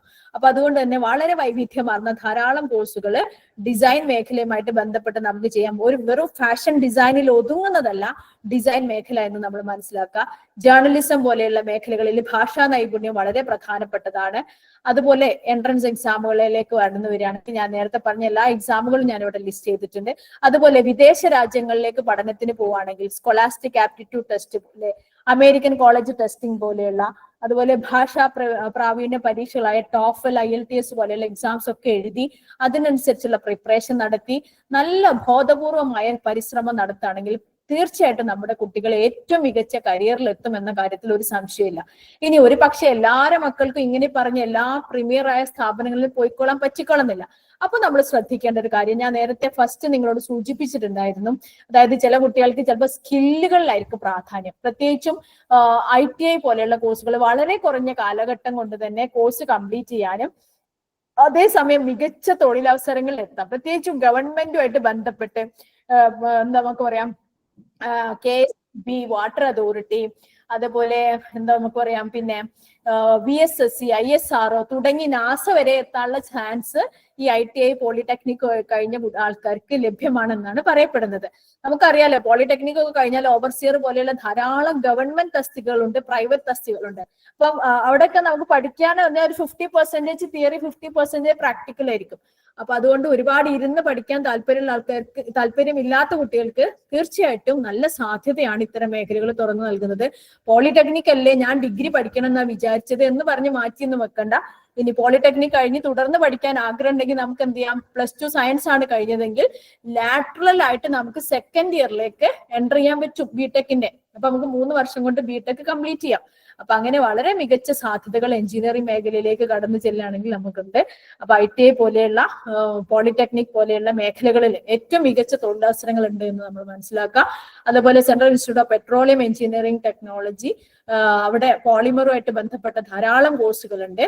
പലപ്പോഴും കുട്ടികൾ അത്തരം കാര്യങ്ങൾ അറിയാറില്ല എന്നാണ് അവിടെ വർക്ക് ചെയ്യുന്ന ആൾക്കാർ പറയുന്നത്. അതുപോലെ central institute of fisheries and nautical സയൻസുമായിട്ട് ബന്ധപ്പെട്ട്, അതായത് വെസൽ നാവിഗേഷൻ പോലെയുള്ള മത്സ്യബന്ധന യാനങ്ങളുമായിട്ട് ബന്ധപ്പെട്ട ഇത്തരം കോഴ്സുകൾ വളരെ നല്ല സാധ്യത ഉള്ളതാണ്. അതുപോലെ നാഷണൽ NTTF-ന്റെ കോഴ്സുകൾ, നെട്ടൂർ ടെക്നിക്കൽ ഫൗണ്ടേഷന്റെ ടൂൾ ആൻഡ് ഡൈ മേക്കിംഗ് പോലെയുള്ള വൈവിധ്യമാർന്ന കോഴ്സുകൾ, ഹാൻഡ്ലൂം ടെക്നോളജി, വസ്ത്രങ്ങളിൽ പ്രിന്റ് ചെയ്യുന്ന അതുപോലെയുള്ള വസ്ത്രങ്ങളുമായിട്ട് ബന്ധപ്പെട്ട ഹാൻഡ്ലൂമിന്റെ ഒക്കെ ടെക്സ്റ്റൈൽ ടെക്നോളജി ഒക്കെ ആയിട്ട് ബന്ധപ്പെട്ട മേഖലകൾ, ഫുഡ് ക്രാഫ്റ്റ് ഇൻസ്റ്റിറ്റ്യൂട്ട്, നേരത്തെ ഹോട്ടൽ മാനേജ്മെന്റിന്റെ കാര്യം പറഞ്ഞപ്പോൾ അതൊരു ഡിഗ്രി കോഴ്സാണ് 3 വർഷമൊക്കെ. പക്ഷെ ഫുഡ് ക്രാഫ്റ്റ് ഇൻസ്റ്റിറ്റ്യൂട്ടിലെ 6 മാസവും 10 മാസവും അതുപോലെ 1.5 വർഷമൊക്കെ നീണ്ടു നിൽക്കുന്ന വളരെ വൈവിധ്യമാർന്ന ധാരാളം വെറൈറ്റി ആയ കോഴ്സുകൾ ഫുഡ് ക്രാഫ്റ്റ് ഇൻസ്റ്റിറ്റ്യൂട്ട് ആയിട്ട് ബന്ധപ്പെട്ട മേഖലകളിൽ ഉണ്ട്. അപ്പോൾ വളരെ കുറഞ്ഞ സമയം കൊണ്ട് പഠിച്ച് അല്ലെങ്കിൽ സ്വന്തമായിട്ട് ഒരു എന്റർപ്രണർഷിപ്പ് ആരംഭിക്കണം. ഫുഡ് ക്രാഫ്റ്റ് ഇൻസ്റ്റിറ്റ്യൂട്ടിൽ പഠിച്ചിട്ട് നമുക്ക് എന്ത് ചെയ്യാം, ബേക്കറി അല്ലെങ്കിൽ കൺഫെക്ഷണറി ആയിട്ട് ബന്ധപ്പെട്ട ധാരാളം കാര്യങ്ങൾ നമുക്ക് ചെയ്യാൻ പറ്റും. അപ്പൊ അതൊക്കെ ഒരു നല്ല സാധ്യതയാണ് കുട്ടികൾക്ക് തുറന്നു തരുന്നത്. ഇനി ഏറ്റവും പ്രധാനപ്പെട്ടായിട്ട് നമ്മൾ മനസ്സിലാക്കുന്നത്, നമ്മുടെ കുട്ടികളോട് നമ്മൾ പറയേണ്ടത് അവിടെയുള്ള കോമ്പറ്റേറ്റീവ് എക്സാംസ് ആണ്. ഈ കോമ്പറ്റേറ്റീവ് എക്സാംസിലേക്ക് വരുമ്പോൾ, അതായത് എപ്പോഴും നമ്മുടെ ഒരു ഗവൺമെന്റ് സെക്ടറിൽ ജോലി ലഭിക്കുന്നത് കൊണ്ടുള്ള ഒരു പ്രാധാന്യം, അവിടെ നമുക്ക് ലഭിക്കുന്ന ഒരു പവർ ഉണ്ട് അല്ലെ. പവർ മാത്രമല്ല, അവിടെ ലഭിക്കുന്ന ശമ്പളം, അവിടെ ലഭിക്കുന്ന ആനുകൂല്യങ്ങള്, അവിടെ ലഭിക്കുന്ന സാമ്പത്തികമായ സുസ്ഥിരത, പിന്നെ നമുക്ക് ലഭിക്കുന്ന മാനസികമായ ഒരു സന്തോഷം, ഇതൊക്കെ നമ്മൾ മനസ്സിലാക്കാം. അപ്പൊ അതുകൊണ്ട് പ്ലസ് ടു കഴിഞ്ഞിട്ട് ഇപ്പൊ കുട്ടികൾ ഇപ്പൊ പ്ലസ് ടു എക്സാം കഴിഞ്ഞാൽ ചുമ്മാതിരിക്കണ്ടാവും കുറെ ആൾക്കാർ, പ്രത്യേകിച്ചും ഹ്യൂമാനിറ്റീസ് കൊമേഴ്സ് മേഖലയിലുള്ള കുട്ടികൾ വെറുതെ ഇരിക്കണ്ടാവും. അതായത് സയൻസ് മേഖലയിലുള്ള കുട്ടികൾ എൻട്രൻസ് എക്സാം ഉണ്ട് പറഞ്ഞ് ക്രാഷ് കോഴ്സിനൊക്കെ ജോയിൻ ചെയ്തേക്കാം. പക്ഷെ നമ്മുടെ കുട്ടികൾ ഇനി ഒരു സെപ്റ്റംബർ മാസം വരെ വെറുതെ ഇരിക്കാൻ പോവാണ്. ആ സമയത്ത് നമ്മുടെ നാട്ടിലെ തൊട്ടടുത്തുള്ള ഏതെങ്കിലും ഒരു കോച്ചിങ് സെന്ററിൽ പോയിട്ട് PSC പരീക്ഷക്കോ അല്ലെങ്കിൽ എന്റർപ്രണർഷിപ്പുമായിട്ട് ബന്ധപ്പെട്ട ഏതെങ്കിലും ഒരു സ്കില്ല് ഡെവലപ്പ് ചെയ്യുന്ന മേഖലകളിൽ അവർ ജോയിൻ ചെയ്യട്ടെ. അത് കമ്പ്യൂട്ടർ സെന്ററിലാവാം, എന്തെങ്കിലും ഒരു സെന്ററിൽ അവർ ജോയിൻ ചെയ്യണം. കാരണം ഈ PSC ഒക്കെ നടത്തുന്ന 18 വയസ്സ് മുതൽ നമുക്ക് എല്ലാ പരീക്ഷകളും എഴുതി തുടങ്ങാലോ. ഏതെങ്കിലും ഒരു പരീക്ഷയിൽ കയറി കഴിഞ്ഞാൽ പിന്നെ അവിടെ നമുക്ക് ഹയർ സ്റ്റഡീസ് കാര്യങ്ങളൊക്കെ നമുക്ക് ചെയ്യാം. അപ്പൊ നന്നായി വായിക്കുകയും ഇത്തരം പരീക്ഷകൾക്ക് പ്രിപ്പയർ ചെയ്യുന്നത് കുട്ടികൾക്ക് കൂടുതൽ മുതൽക്കൂട്ടാവും. അതുപോലെ ഡിഗ്രി കഴിഞ്ഞ ആൾക്കാർക്ക് എന്ത് ചെയ്യാം, കമ്പൈൻ ഗ്രാജുവേറ്റ് ലെവൽ എക്സാമിനേഷൻ എഴുതാം. SSCയുടെ വളരെ മികച്ച ആനുകൂല്യങ്ങൾ ചെയ്യുന്ന സെൻട്രൽ ഗവൺമെന്റിന്റെ സെക്രട്ടറിയൽ പോസ്റ്റിൽ വരെ എത്താവുന്ന സാധ്യതകളാണ് SSC തുടർന്ന് നൽകുന്നത്. ഹയർ സെക്കൻഡറി കഴിഞ്ഞ കുട്ടികൾക്ക് സ്റ്റാഫ് സെലക്ഷൻ കമ്മീഷന്റെ combine higher secondary level examination എഴുതാം. അപ്പൊ അങ്ങനെയൊക്കെയുള്ള ധാരാളം മേഖലകളുണ്ട്. റെയിൽവേ റിക്രൂട്ട്മെന്റ് ബോർഡിന്റെ വിവിധ പരീക്ഷകൾ, ബാങ്കിങ് സെലക്ഷൻ ബോർഡിന്റെ IBPS പോലെയുള്ള എക്സാംസ്, ഇതൊക്കെ വ്യത്യസ്തമായ ധാരാളം മത്സര പരീക്ഷകൾക്കും അവസരങ്ങളും തുറന്നു നൽകുന്നതാണ്. അപ്പൊ ഇങ്ങനെയൊക്കെയുള്ള മത്സര പരീക്ഷകളെ കുറിച്ച് അവബോധം ഉണ്ടാവുക. ഡിഗ്രി കഴിഞ്ഞ കുട്ടികൾക്ക് സിവിൽ സർവീസ് മേഖലയിൽ പോകാൻ താല്പര്യം ഉണ്ടെങ്കിൽ ഈ പറഞ്ഞ പോലെ നല്ലൊരു പ്ലാൻ ഉണ്ടാവുക. പ്ലാൻ ഏതിലാണ്, ഇപ്പൊ സിവിൽ സർവീസ് ആണ് എന്ന് വിചാരിച്ച് നമ്മൾ സിവിൽ സർവീസ് അനുയോജ്യമായ ഡിഗ്രി എടുക്കുന്നതിന് പകരം സിവിൽ സർവീസ് ലഭിച്ചിട്ടില്ലെങ്കിൽ എനിക്ക് ഏതായിരിക്കും ഏറ്റവും സ്യൂട്ടബിൾ ആവുക എന്നൊരു ധാരണ കൂടി നമുക്ക് ഉണ്ടാവണം. അതിനനുസരിച്ചുള്ള ഒരു കോഴ്സ് നമ്മൾ ഡിഗ്രിക്ക് സെലക്ട് ചെയ്ത്, ഡിഗ്രി എന്ന് പറഞ്ഞാൽ ഏത് ഡിഗ്രി ആവാം, അത് BSc ഫിസിക്സോ കെമിസ്ട്രിയോ അല്ലെങ്കിൽ BA എക്കണോമിക്സോ ഇംഗ്ലീഷോ പൊളിറ്റിക്കൽ സയൻസോ ഇനി MBBSോ BTechോ BSc നഴ്സിംഗോ ഏത് ഡിഗ്രിയും ആവാം. അതായത് സിവിൽ സർവീസ് ലഭിച്ചിട്ടില്ലെങ്കിൽ ഞാൻ ഏത് ഡിഗ്രി ആവും എടുക്കുക, അതിനനുസരിച്ചൊരു പ്ലാൻ ഉണ്ടാവുക. സിവിൽ സർവീസിന്റെ ആപ്റ്റിറ്റ്യൂഡ് ടെസ്റ്റിന്റെ CSAT, ആ ആപ്റ്റിറ്റ്യൂഡ് ടെസ്റ്റിന് നല്ലൊരു പ്രിപ്പറേഷൻ ഉണ്ടാവുക. മെയിൻസ് എക്സാമിനെ കുറിച്ച് ധാരണ ഉണ്ടാവുക. ജനറൽ സ്റ്റഡീസ് പേപ്പറിനെ കുറിച്ച് ധാരണ ഉണ്ടാവുക. നന്നായിട്ട് സിസ്റ്റമാറ്റിക് ആയിട്ട് പ്ലാൻ ചെയ്താൽ വളരെ ചെറിയ പ്രായത്തിൽ തന്നെ മികച്ച സർവീസിലെത്തിയ ധാരാളം പേരെ ഇപ്പൊ ഇന്ന് തന്നെ കേരളത്തിൽ നമുക്ക് കാണാൻ സാധിക്കും. അങ്ങനെയൊക്കെ കുട്ടികളോട് കൃത്യമായി എല്ലാ കാര്യങ്ങളെ കുറിച്ചും നമുക്ക് പറഞ്ഞു കൊടുക്കാനും നമ്മൾ വായിക്കാം. അപ്പൊ നമുക്കറിയാം പത്രങ്ങളിലൊക്കെ ഇഷ്ടംപോലെ കരിയർ ലേഖനങ്ങൾ വരുന്നുണ്ട്. മിക്കവാറും ഇപ്പൊ IQ കരിയറിന്റെ ഗ്രൂപ്പിൽ നിന്നാണല്ലോ നിങ്ങൾക്ക് ഈ ഇൻഫർമേഷൻ ലഭിച്ചത്. ഇത്തരം ഗ്രൂപ്പുകളിൽ എല്ലാ കരിയർ മേഖലകളെ കുറിച്ചും ധാരാളം വിവരങ്ങൾ നമ്മൾ നൽകി വരുന്നുണ്ട്. ആ മേഖലകളെ കുറിച്ചൊക്കെ നമ്മൾ വായിക്കുകയും കൂടുതൽ അറിയാത്ത കാര്യങ്ങൾ മറ്റുള്ള ആൾക്കാരോട്, IQ കരിയറിന്റെ ഒക്കെ അഡ്മിന്മാരൊക്കെ ഉണ്ട്, നന്നായി അറിയുന്ന ആൾക്കാരുണ്ട്, അല്ലെ ഞങ്ങളെ പോലുള്ള അധ്യാപകരുണ്ട്, ഇവരോടൊക്കെ ചോദിക്കുകയും കുട്ടികളുടെ ഭാവിയെ കുറിച്ച് കൃത്യമായൊരു ധാരണ ഉണ്ടാവുക. അവരുടെ അധ്യാപകരോട് കുട്ടികളുടെ സബ്ജക്ട് നോളജിനെ കുറിച്ചും സ്കൂളിലെ പെർഫോമൻസിനെ കുറിച്ചും നിരന്തരമായ ബന്ധം പുലർത്തുകയും അവരോട് ഇത്തരം കാര്യങ്ങളെ കുറിച്ച് സംസാരിക്കുകയും ചെയ്യുക. കുട്ടികളുടെ നല്ലൊരു ഭാവിയെ കുറിച്ച് സ്വപ്നം കാണുന്നതോടൊപ്പം അതിനു വേണ്ടിയുള്ള ഇൻവെസ്റ്റ്മെന്റ്, അല്ലെ, നമ്മുടെ എല്ലാ അർത്ഥത്തിലുമുള്ള ഒരു ഇൻവെസ്റ്റ്മെന്റ്, അത് സാമ്പത്തികമായ ഒരു ഇൻവെസ്റ്റ്മെന്റ് അല്ല, ടൈമും, കുട്ടികൾക്ക് വേണ്ടി നമ്മുടെ ടൈമും കൂടി ഇൻവെസ്റ്റ് ചെയ്യാൻ നമ്മൾ ശ്രദ്ധിക്കുക. നമ്മുടെ മക്കളൊക്കെ ജീവിതത്തിൽ ഏറ്റവും മികച്ച കരിയറുകളിൽ എത്തുകയും ഏറ്റവും മികച്ച സാമൂഹ്യ ജീവിയാകുകയും ഒരു നല്ല മനുഷ്യനാവുക എന്നുള്ള എല്ലാ അർത്ഥത്തിലും അങ്ങനെ ആവാനും നമ്മുടെ മക്കൾക്ക് സാധിക്കട്ടെ എന്ന് ആത്മാർത്ഥമായിട്ട് ആഗ്രഹിക്കുന്നു. എന്നെ ശ്രവിച്ച എല്ലാ പ്രിയപ്പെട്ട രക്ഷിതാക്കൾക്കും ഈ ഒരു അവസരം തന്ന IQ കരിയർ ടീമിനും എല്ലാം ഹൃദയത്തിന്റെ ഭാഷയിൽ നന്ദി പറയുന്നു. ഇനി എന്തെങ്കിലും സംശയം ഉണ്ടെങ്കിൽ ചോദിക്കാം. വളരെ വൈകിയ സമയമായതുകൊണ്ട് ഒരു പക്ഷേ സ്പീഡിലായിരിക്കും ഞാൻ സംസാരിച്ചത്. എന്തെങ്കിലും ക്ലാരിറ്റി കുറവുണ്ടെങ്കിൽ എന്നോട് ചോദിക്കാം, വിശദമായി നമുക്ക് ആൻസർ പറയാം, യാതൊരു പ്രശ്നവുമില്ല. എന്റെ നമ്പർ ഞാൻ സ്ക്രീനിൽ ഡിസ്പ്ലേ ചെയ്തിട്ടുണ്ട്. ഇനി എന്തെങ്കിലും സംശയം ഉണ്ടെങ്കിൽ നിങ്ങൾക്ക് കോൺടാക്ട് ചെയ്യാം. ഏറെ സന്തോഷം, ഏറെ അഭിമാനം നിങ്ങളോടൊക്കെ സംസാരിക്കാൻ പറ്റിയതിൽ. ഞാനും +2 പഠിപ്പിക്കുന്ന ഒരു ടീച്ചറാണ്. ഇപ്പൊ ഈ അടുത്തൊരു ദിവസം ഞാൻ ഒരു രക്ഷിതാവ്, കുട്ടി നിരന്തരമായി ക്ലാസ്സിൽ വരാത്തൊരു രക്ഷിതാവായിട്ട് ഞാൻ സംസാരിച്ചപ്പോ രക്ഷിതാവ് എന്നോട് പറഞ്ഞു, കുട്ടികളല്ലേ മിസ്സേ അങ്ങനെയാണ്. അങ്ങനെ നമ്മൾ കുട്ടികളല്ലേ എന്ന് പറഞ്ഞ് നമ്മൾ മാറ്റി വെക്കരുത്. ഞാനും ഇങ്ങനെ ആയിരുന്നു +2 പഠിക്കുന്ന കാലത്ത് എന്ന് അദ്ദേഹം എന്നോട് പറഞ്ഞു. അപ്പൊ ഞാൻ പറഞ്ഞു, ഞാൻ അങ്ങനെ ആയിട്ട് ഞാൻ എവിടെയെങ്കിലും എത്തിയോ? അല്ലെ, നമ്മൾ എവിടെയെങ്കിലും എത്തിയോ? നമ്മളിപ്പോഴും ജീവിതത്തിന്റെ പ്രാരാബ്ധങ്ങളാണ് പറയുന്നത്. അപ്പൊ നമ്മളുടെ പ്രാരാബ്ധങ്ങള് അല്ലെ, നമ്മൾ അങ്ങനെ കുട്ടികളല്ലേ അല്ലെങ്കിൽ അവരങ്ങനെയല്ലേ എന്ന് പറഞ്ഞ് നമ്മൾ മാറ്റി വെക്കില്ല. പ്രാരാബ്ധങ്ങളെ കുറിച്ച് നമ്മൾ 100 തവണ പറഞ്ഞിട്ട് കാര്യമില്ല.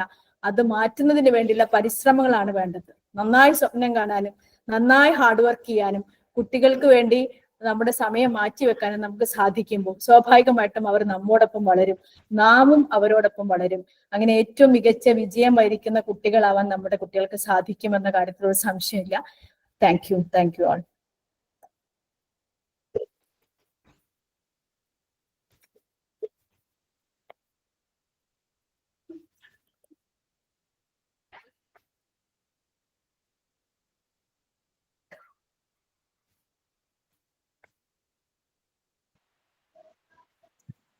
വെൽക്കം. നമസ്കാരം. പറഞ്ഞോട്ടെ.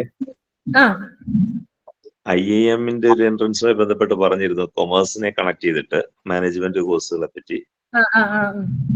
അപ്പൊ അതൊന്ന് അതിന്റെ എൻട്രൻസ് അത്തരം കാര്യങ്ങളൊന്നും പറയൂ വേഗത്തില്, ബുദ്ധിമുട്ടില്ലെങ്കിൽ. ഓക്കെ, അത് IP മാറ്റ് എന്നാണ് പറയാ, integrated programming management aptitude test ആണ്. അതായത് IIM-കളിലെ +2-ന് ശേഷം നമുക്ക് എന്ത് ചെയ്യാം, 5 വർഷം കൊണ്ട് MBA പൂർത്തിയാക്കാം. ആ സമയത്ത് നമ്മൾ BA BBA ഡിഗ്രി ഒക്കെ നമുക്ക് ലഭിക്കും, അതോടൊപ്പം MBA.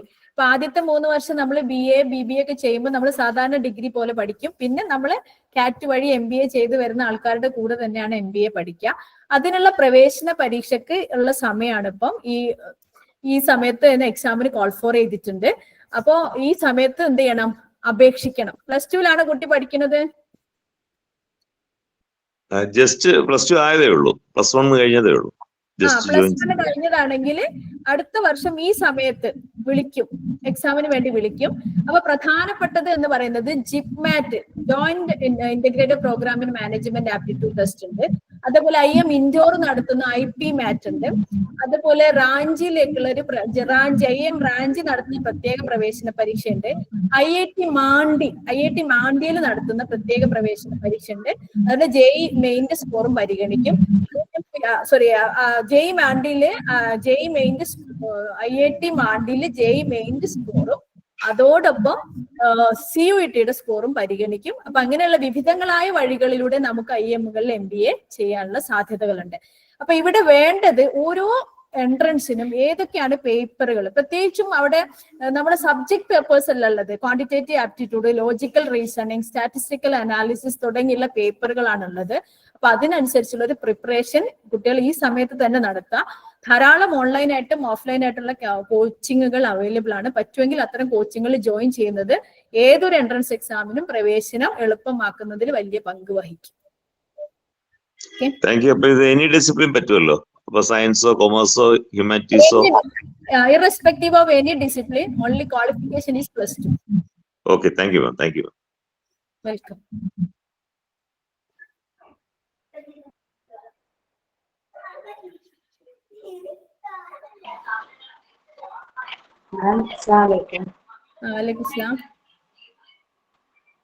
ഞാനൊരു ചെറിയ സംശയം, റേഡിയോളജി ആ കോഴ്സ് അതുപോലെ അനസ്തേഷ്യ അതൊക്കെ ഗവൺമെന്റ് കോളേജിൽ അവൈലബിൾ ആണോ?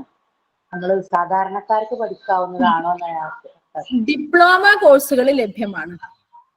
2 വർഷത്തെ കോഴ്സുകൾ മാർക്ക് അടിസ്ഥാനത്തിൽ പ്രവേശനം. BSc ഇല്ല. ഡിഗ്രി കോഴ്സ് ഇമേജ് ടെക്നോളജി കോഴ്സുകളുണ്ട്. അനസ്തേഷ്യയില് ഡിഗ്രി കോഴ്സ് ഇല്ല ഗവൺമെന്റ് കോളേജില്. അതേസമയം ഇമേജ് ടെക്നോളജി ആയിട്ട് ബന്ധപ്പെട്ട കോഴ്സുകൾ കേരളത്തിൽ ഗവൺമെന്റ് കോളേജുകളിലുണ്ട്. നല്ല മാർക്ക് വേണം പക്ഷെ കേട്ടോ.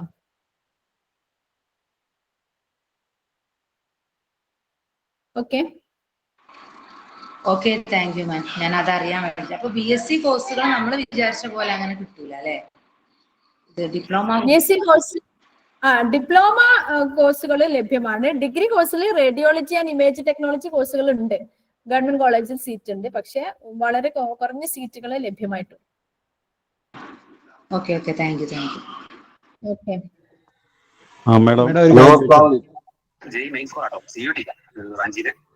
ഇങ്ങനെ ചോദിക്കും.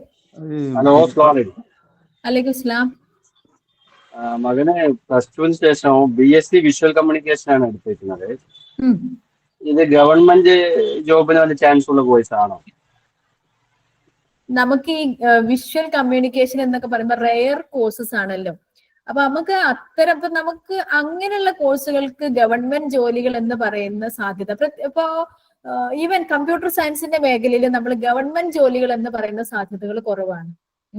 അതേസമയം ബിടെക് സിവില് പഠിച്ചൊരു കുട്ടിക്ക് ഗവൺമെന്റ് ജോലികൾ ധാരാളം ലഭിക്കുമല്ലോ.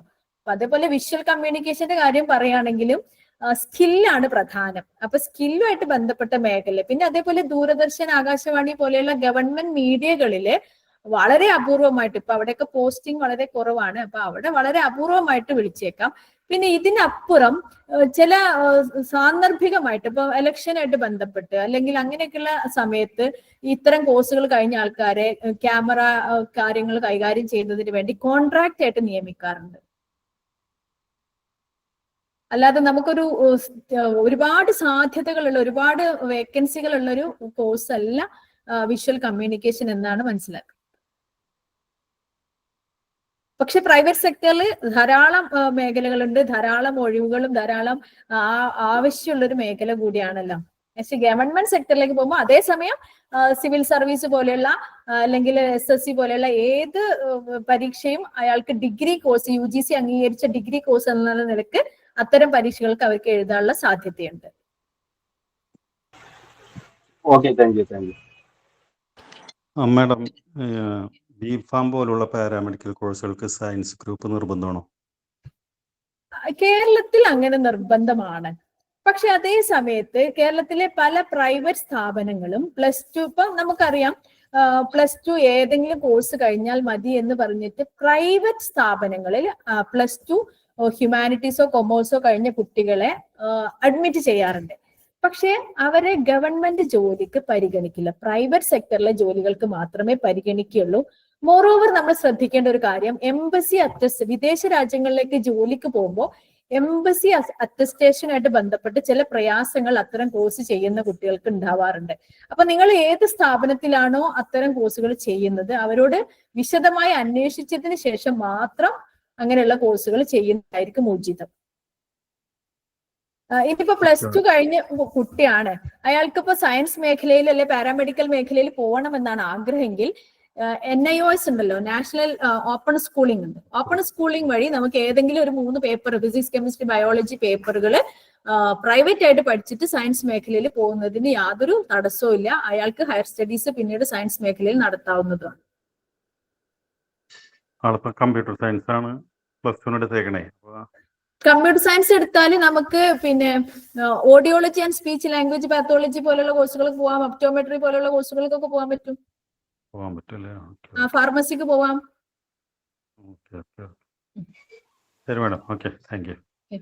മാഡം, ഫിസിക്സ്, കെമിസ്ട്രി, ബയോളജി എടുത്തവർക്ക് ഓഡിയോളജി അങ്ങനെയുള്ള കോഴ്സുകളെ പറ്റി ഒന്ന് വിശദമായിട്ട് പറയാം. ഓഡിയോളജി, BOT, ഒക്യുപേഷൻ തെറാപ്പി, അതായത് പാരാമെഡിക്കൽ കോഴ്സുകളിൽ ധാരാളം വ്യത്യസ്തമായ കോഴ്സുകൾ ദിനം പ്രതി വിവിധ പേരുകളിൽ വന്നുകൊണ്ടിരിക്കുകയാണ്. അപ്പൊ അതിനകത്ത് പ്രമുഖമായ കോഴ്സുകൾ എന്ന് പറയാവുന്ന കോഴ്സുകളാണ് നേരത്തെ പറഞ്ഞ audiology and speech language pathology, occupational therapy പോലെയുള്ള കോഴ്സുകൾ. ഇപ്പൊ കേരളത്തിലാണെങ്കിൽ audiology and speech language pathology ഒരു ഒറ്റ സിംഗിൾ കോഴ്സായിട്ടാണ് നടത്തുന്നത്. പക്ഷെ വിദേശ രാജ്യങ്ങളിലടക്കം അല്ലെങ്കിൽ ഇന്ത്യയിലെ മറ്റ് സംസ്ഥാനങ്ങൾക്ക് ഓഡിയോളജി ഒരു കോഴ്സും സ്പീച്ച് ലാംഗ്വേജ് പാത്തോളജി മറ്റൊരു വിഭാഗമായിട്ട് നടത്തുന്നത്. ഓഡിയോളജി എന്ന് പറഞ്ഞാൽ സംസാര വൈകല്യമായിട്ട് ബന്ധപ്പെട്ട് നമ്മുടെ കേൾവിയായിട്ട് ബന്ധപ്പെട്ടുള്ള കാര്യങ്ങളാണ്. അതേസമയം സ്പീച്ച് ലാംഗ്വേജ് പാത്തോളജി സംസാര വൈകല്യമുള്ള കുട്ടികളെ ട്രെയിൻ ചെയ്തിട്ട് അങ്ങനെ സംസാരം, അപ്പൊ ഇത് രണ്ടും ഇന്റർ കണക്റ്റഡ് ആണല്ലോ, അതുകൊണ്ടാണ് നമ്മുടെ ഇവിടെ കോഴ്സ് അങ്ങനെ ചെയ്യുന്നത്. പക്ഷെ സാധ്യത എന്ന് പറയുന്നത് ഇവിടെ ഗവൺമെന്റ് സെക്ടറിൽ കോഴ്സ് ലഭ്യമല്ല. പക്ഷെ അതേസമയം ധാരാളം തൊഴിൽ മേഖലയിൽ ധാരാളം സാധ്യതയുണ്ട്. പ്രത്യേകിച്ച് നമ്മൾ ഇൻക്ലൂസീവ് എഡ്യൂക്കേഷന്റെ ഒക്കെ ഭാഗമായിട്ട് ഇത്തരം കുട്ടികളെ നമ്മൾ ചേർത്ത് പിടിക്കുന്നതിന്റെ ഭാഗമായിട്ട് നമ്മുടെ ബഡ്സ് സ്കൂളുകളും അതുപോലെയുള്ള സ്ഥാപനങ്ങളിലും ഹോസ്പിറ്റലുകളിലും ഒക്കെ നല്ല സാധ്യതകളുണ്ട്. പക്ഷെ ഒരുപാട് സാലറി അവർക്ക് ലഭിക്കുന്നില്ല, അല്ലെ ഒരുപാടെന്ന് പറഞ്ഞാൽ ഒരു മാന്യമായ സാലറി അവർക്ക് ലഭിക്കുന്നില്ല എന്നുള്ള പരാതി പൊതുവെ കണ്ടുവരാറുണ്ട്. അത് കേരളത്തിൽ ഏത് പാരാമെഡിക്കൽ മേഖലയിൽ ഏത് കോഴ്സിനായാലും ഉയരുന്ന ഒരു പരാതിയും പരിഭവമാണ്. പക്ഷെ അതേസമയം വിദേശ രാജ്യങ്ങളിലടക്കം മികച്ച സാലറി ലഭിക്കുന്ന ഒരു കോഴ്സാണ് audiology and speech language pathology എന്ന് പറയുന്നത്. പിന്നെ ഏത് കോഴ്സ് ആണെങ്കിലും നമ്മുടെ സ്കില്ലും നമ്മുടെ കഴിവും നമ്മുടെ ആ ഒരു കാര്യം ഇഷ്ടപ്പെട്ട് ചെയ്യുന്നതിന് അതിനൊക്കെ അനുസരിച്ചാണ് ജോലി സാധ്യത എന്ന് പറയുന്നത്. പിന്നെ അതുപോലെ ഒക്യുപേഷണൽ തെറാപ്പി നമുക്കറിയാം, ഒരു ഇപ്പം നിത്യജീവിതത്തിൽ കാര്യങ്ങൾ ചെയ്യാൻ പ്രയാസപ്പെടുന്ന, അപ്പോൾ ഏതെങ്കിലും ഒരു അസുഖത്തിന്റെ ഒക്കെ ഭാഗമായിട്ടൊക്കെ കിടപ്പിലായ ആൾക്കാർക്ക് അയാൾ ഇപ്പൊ ഒന്ന് ബ്രഷ് ചെയ്യണം, ഒരു ഒക്യുപേഷൻ അല്ലെ, ബ്രഷ് ചെയ്യണം, ആ ബ്രഷ് ചെയ്യാൻ അയാളെ ട്രെയിൻ ചെയ്യുക. ഇതൊക്കെയാണ് ഒക്യുപേഷണൽ തെറാപ്പിസ്റ്റ് ചെയ്യുന്നത്. ഓരോ കാര്യങ്ങളും നടക്കാന്. ഫിസിയോതെറാപ്പിസ്റ്റ് ഏതെങ്കിലും ഒരു മൂവ്മെന്റിനെയാണ് ചെയ്യുന്നതെങ്കിൽ മറ്റേ ആള് ഒരു ഹോൾ ബോഡി ആയിട്ടുള്ള അയാളുടെ ഒരു കാര്യങ്ങളെ ഒബ്സർവ് ചെയ്യും. അപ്പൊ അതുകൊണ്ട് തന്നെ ഒക്യുപേഷണൽ തെറാപ്പിസ്റ്റിന് നല്ല സാധ്യതകളാണ്. നിലവിൽ പുതിയ കോഴ്സ് ആയതുകൊണ്ട് തന്നെ സാധ്യത ഇപ്പോൾ വളരെ കൂടുതലുണ്ട്. അത് ഏത് പാരാമെഡിക്കൽ കോഴ്സിലും ഞാൻ നേരത്തെ പറഞ്ഞ പോലെ സ്കില്ലിനാണ് പ്രാധാന്യം. നമ്മൾ സ്വയം കണ്ടുപിടിച്ച് ആ മേഖലകളെ കണ്ടെത്തുക, നമ്മൾ അവിടെ സ്കിൽഡ് ആവുക, പുതിയ പുതിയ സർട്ടിഫിക്കറ്റ് കോഴ്സുകളൊക്കെ ചെയ്യാം. അപ്പൊ audiology and speech language pathology പറയുമ്പോൾ നമുക്ക് ഒരുപാട് സംസാരമായിട്ട് ബന്ധപ്പെട്ട് ധാരാളം സർട്ടിഫിക്കറ്റ് കോഴ്സുകളുണ്ട്. അമേരിക്ക പോലെയുള്ള അമേരിക്കൻ സൊസൈറ്റിയിലൊക്കെ ആയിട്ട് ബന്ധപ്പെട്ട് ധാരാളം കോഴ്സുകൾ ഓൺലൈനായിട്ട് പ്രൊവൈഡ് ചെയ്യുന്ന കോഴ്സുകളുണ്ട്. ഏത് കോഴ്സുകൾ കഴിഞ്ഞാലും നമുക്ക് അത് ഇംപ്രൂവ് ചെയ്യുന്ന അല്ലെങ്കിൽ ആ സ്കില്ല് ഇംപ്രൂവ് ചെയ്യുന്ന വിധത്തിലുള്ള ഓൺലൈൻ കോഴ്സുകളോ 6 മാസത്തെ സർട്ടിഫിക്കറ്റ് കോഴ്സുകളോ ഒക്കെ ചെയ്താൽ അത് നമ്മൾ ആ മേഖലയിൽ സ്കിൽഡ് ആവുകയും സ്വാഭാവികമായിട്ടും മികച്ച തൊഴിലവസരങ്ങൾ നമുക്ക് ലഭ്യമാവുകയും ചെയ്യും. ഇനി വിദേശ രാജ്യങ്ങളിലൊക്കെ പോകാൻ താല്പര്യപ്പെടുന്ന ആൾക്കാരാണെങ്കിൽ അതിനനുസരിച്ച് എക്സാംസ് IELTS TOEFL പോലെയുള്ള OIT പോലെയുള്ള എക്സാംസ് ഒക്കെ എഴുതാം, അതിനനുസരിച്ചുള്ള പ്രിപ്പറേഷൻസ് ഒക്കെ നടത്താം. അങ്ങനെ നല്ല ഫോക്കസ്ഡ് ആയിട്ട് പോയാൽ വളരെ വൈകാതെ തന്നെ കോഴ്സ് കഴിഞ്ഞ് വളരെ കാലം എടുക്കാതെ തന്നെ നല്ല ജോലിയിൽ എത്താൻ സാധിക്കും എന്ന കാര്യത്തിൽ സംശയമില്ല. ഇവിടൊക്കെ പ്രവേശന പരീക്ഷ എങ്ങനെയുണ്ടോ? എങ്ങനെ ആരാണ് അത് നടത്തുന്നത്? ഓഡിയോളജി സ്പീച്ച് ലാംഗ്വേജ് പാത്തോളജി ചെയ്യാവുന്ന ഇന്ത്യയിലെ നമ്പർ 1 സ്ഥാപനം എന്ന് പറയുന്നത് ആയിഷാണ്. മൈസൂരിലെ all India institute of speech and hearing. അവിടെ പ്രവേശന പരീക്ഷയുടെ അടിസ്ഥാനത്തിലാണ് പ്രവേശനം. അതേസമയം കേരളത്തിൽ +2 മാർക്കിന്റെ അടിസ്ഥാനത്തിലാണ്. ഇവിടെ ഗവൺമെന്റ് സെക്ടറിൽ സീറ്റ് ലഭ്യമല്ല. ഒക്യുപേഷണൽ തെറാപ്പിയിലും ഇതേപോലെ പ്രമുഖമായ ഓൾ ഇന്ത്യ തലത്തിലുള്ള 1-2 സ്ഥാപനങ്ങളുണ്ട്. അപ്പൊ അവിടെയും പ്രവേശന പരീക്ഷയുടെ അടിസ്ഥാനത്തിലാണ് പ്രവേശനം നൽകുന്നത്. Hello ma'am. യെസ്, നമുക്ക് +2 ശേഷം ഈ എയർപോർട്ടിൽ നമുക്ക് വർക്ക് ചെയ്യാൻ പറ്റുന്ന എന്തെങ്കിലും ഒരു ജോബിനെ കുറിച്ച് നമ്മൾ ഏവിയേഷനും പൈലറ്റും അല്ലാതെ നമുക്ക് എയർപോർട്ട് സംബന്ധമായിട്ട് ഏവിയേഷനും പൈലറ്റും അല്ലാതെ എയർപോർട്ട് മേഖലയിലേക്ക് പോകുമ്പോൾ ക്യാബിൻ ക്രൂ പോലെയുള്ള അല്ലെങ്കിൽ ഗ്രൗണ്ട് സ്റ്റാഫ് പോലെയുള്ള മേഖലകളിലാണ് ജോലി ഉള്ളത്. അപ്പൊ ഇപ്പൊ എപ്പോഴും ഏത് എയർപോർട്ടുമായിട്ട് ബന്ധപ്പെട്ട് നോക്കുകയാണെങ്കിൽ നമ്മൾ മനസ്സിലാക്കേണ്ടത് അവിടെയൊക്കെ കോൾ ഫോർ ചെയ്യുമ്പോൾ ആദ്യം ബേസിക് ആയിട്ടുള്ള ഒന്നെങ്കിൽ +2 അല്ലെ ഡിഗ്രി എന്നായിരിക്കും ക്വാളിഫിക്കേഷൻ ചോദിച്ചത്. അപ്പൊ ഏതെങ്കിലും ഒരു മേഖലയിൽ ഒരു ചെറിയ ജോലി നമ്മൾ കയറിയാലും നമ്മൾ അവിടെ എന്ത് ചെയ്യണം? നമുക്ക് ഏറ്റവും പ്രധാനപ്പെട്ട കമ്മ്യൂണിക്കേഷൻ സ്കില്ലാണ് അവിടെയൊക്കെ പ്രധാനം. അപ്പൊ കമ്മ്യൂണിക്കേഷൻ സ്കില്ല് ഡെവലപ്പ് ചെയ്യുന്ന വിധത്തിലുള്ള കോഴ്സുകൾ ചെയ്യുക എന്നുള്ളതാണ് നമ്മൾ ശ്രദ്ധിക്കേണ്ടത്. അപ്പൊ ഇയാൾ BA ഇംഗ്ലീഷോ അല്ലെങ്കിൽ പിന്നെ അതുപോലെയുള്ള അതിന്റെ കൂടെ ഏതെങ്കിലും ഒരു ഭാഷ, ഇപ്പൊ അറബിക് പോലെയുള്ള, ഫ്രഞ്ച് പോലെയുള്ള, സ്പാനിഷ് പോലെയുള്ള ഏതെങ്കിലും ഒരു ഭാഷ അഡീഷണൽ ആയിട്ട് പഠിക്കുകയും കൂടി ചെയ്താല് ഇത്തരം സ്ഥാപനങ്ങളെ പ്രൈവറ്റ് ആയിട്ടുള്ള സ്ഥാപനം, ഇപ്പൊ വിമാന കമ്പനികളാണല്ലോ ഇതൊക്കെ കോൾ ഫോർ ചെയ്യും. അതുപോലെ സിയാല് പോലെ ഇപ്പൊ കൊച്ചിൻ ഇന്റർനാഷണൽ എയർപോർട്ട്, സിയാല് പലപ്പോഴും മാതൃഭൂമി, തൊഴിൽ വാർത്ത പോലെയുള്ള മാഗസിനുകളിൽ നമ്മൾ പിന്നെ ഒരു കോൾ ഫോർ ചെയ്യുന്ന കാണാറുണ്ട്. അവിടെ അപേക്ഷിക്കുക, ഇന്റർവ്യൂ അറ്റൻഡ് ചെയ്യുക. നമ്മൾ സബ്ജക്ട് നമുക്ക് ലാംഗ്വേജ് ആണ് അവിടെ ഏറ്റവും പ്രധാനം. കാരണം കമ്മ്യൂണിക്കേറ്റ് ചെയ്യലാണ് ഏറ്റവും ഇമ്പോർട്ടന്റ് ആയ കാര്യം. അപ്പൊ ഏതാണോ നമ്മൾ ചെയ്യാൻ പോകുന്ന ജോലി, ഇപ്പൊ നേരത്തെ പറഞ്ഞ ATC സ്കിൽഡ് ജോബാണ്. അതങ്ങനെ സാധാരണ എഞ്ചിനീയറിംഗ് അല്ലെങ്കിൽ ഫിസിക്സ് മാത്തമാറ്റിക്സ് ബാക്ക്ഗ്രൗണ്ടിലുള്ള ആൾക്കാർക്കാണ് ലഭിക്കുന്നത്. അതേസമയം ഞാൻ പറഞ്ഞ ഓഫീസുമായിട്ട് ബന്ധപ്പെട്ട, ഗ്രൗണ്ട് സ്റ്റാഫുമായിട്ട് ബന്ധപ്പെട്ട, ക്യാബിൻ ക്രൂ ആയിട്ട് ബന്ധപ്പെട്ട മേഖലകളിലൊക്കെ കമ്മ്യൂണിക്കേഷൻ സ്കില്ലും ഹോസ്പിറ്റാലിറ്റി മാനേജ്മെന്റ്, അതായത് നല്ല ആൾക്കാരായിട്ട് നന്നായി ഡീൽ ചെയ്യാൻ പറ്റുക, നല്ല പ്രസന്റേഷൻ സ്കിൽ ഉണ്ടാവുക, നല്ല പ്രസന്റബിൾ ആവുക, നമ്മൾ നല്ല കാര്യങ്ങളൊക്കെ ചിരിച്ചുകൊണ്ട് കാര്യങ്ങൾ എപ്പോഴും നമുക്ക് ഡീൽ ചെയ്യാൻ പറ്റുക, ഏത് പ്രതിസന്ധിയെയും കൃത്യമായി തരണം ചെയ്യാനുള്ള ഒരു കമ്മ്യൂണിക്കേഷൻ സ്കിൽ, ആൾക്കാരായിട്ട് കൃത്യമായിട്ട് കാര്യങ്ങൾ ഡീൽ ചെയ്യാനൊക്കെ പറ്റുന്ന വിധത്തിൽ നമ്മൾ ലാംഗ്വേജ് ഡെവലപ്പ് ചെയ്യലാണ് ഏറ്റവും പ്രധാനം. അതിനുശേഷം ഇത്തരം ഇന്റർവ്യൂകൾ അറ്റൻഡ് ചെയ്ത് നമുക്ക് ഹയർ പോസ്റ്റസിലേക്ക് കയറി പോകാൻ സാധിക്കും. ഈ സോഫ്റ്റ്വെയർ എഞ്ചിനീയറിംഗ് പഠിച്ചു കഴിഞ്ഞാൽ നമുക്ക് ഇവിടെ പോകാൻ പറ്റുന്നതാണോ? സോഫ്റ്റ്വെയർ എഞ്ചിനീയറിംഗ് തീർച്ചയായും, കാരണം അതുമായിട്ട് ബന്ധപ്പെട്ട സോഫ്റ്റ്വെയർ മേഖലകളിൽ അവിടെ ആയിട്ട് ബന്ധപ്പെട്ട സോഫ്റ്റ്വെയർ മേഖലകൾ ഉണ്ടെങ്കിൽ നമുക്ക് അത്തരം മേഖലകളിൽ ജോലി ചെയ്യാം. ഈ കമ്പ്യൂട്ടർ സയൻസ് ആണ് മോള് പഠിക്കുന്നത്, അതിന് സോഫ്റ്റ്വെയർ എഞ്ചിനീയറിംഗ് നമുക്ക് പഠിക്കാനതിന് പ്രശ്നമുണ്ടോ?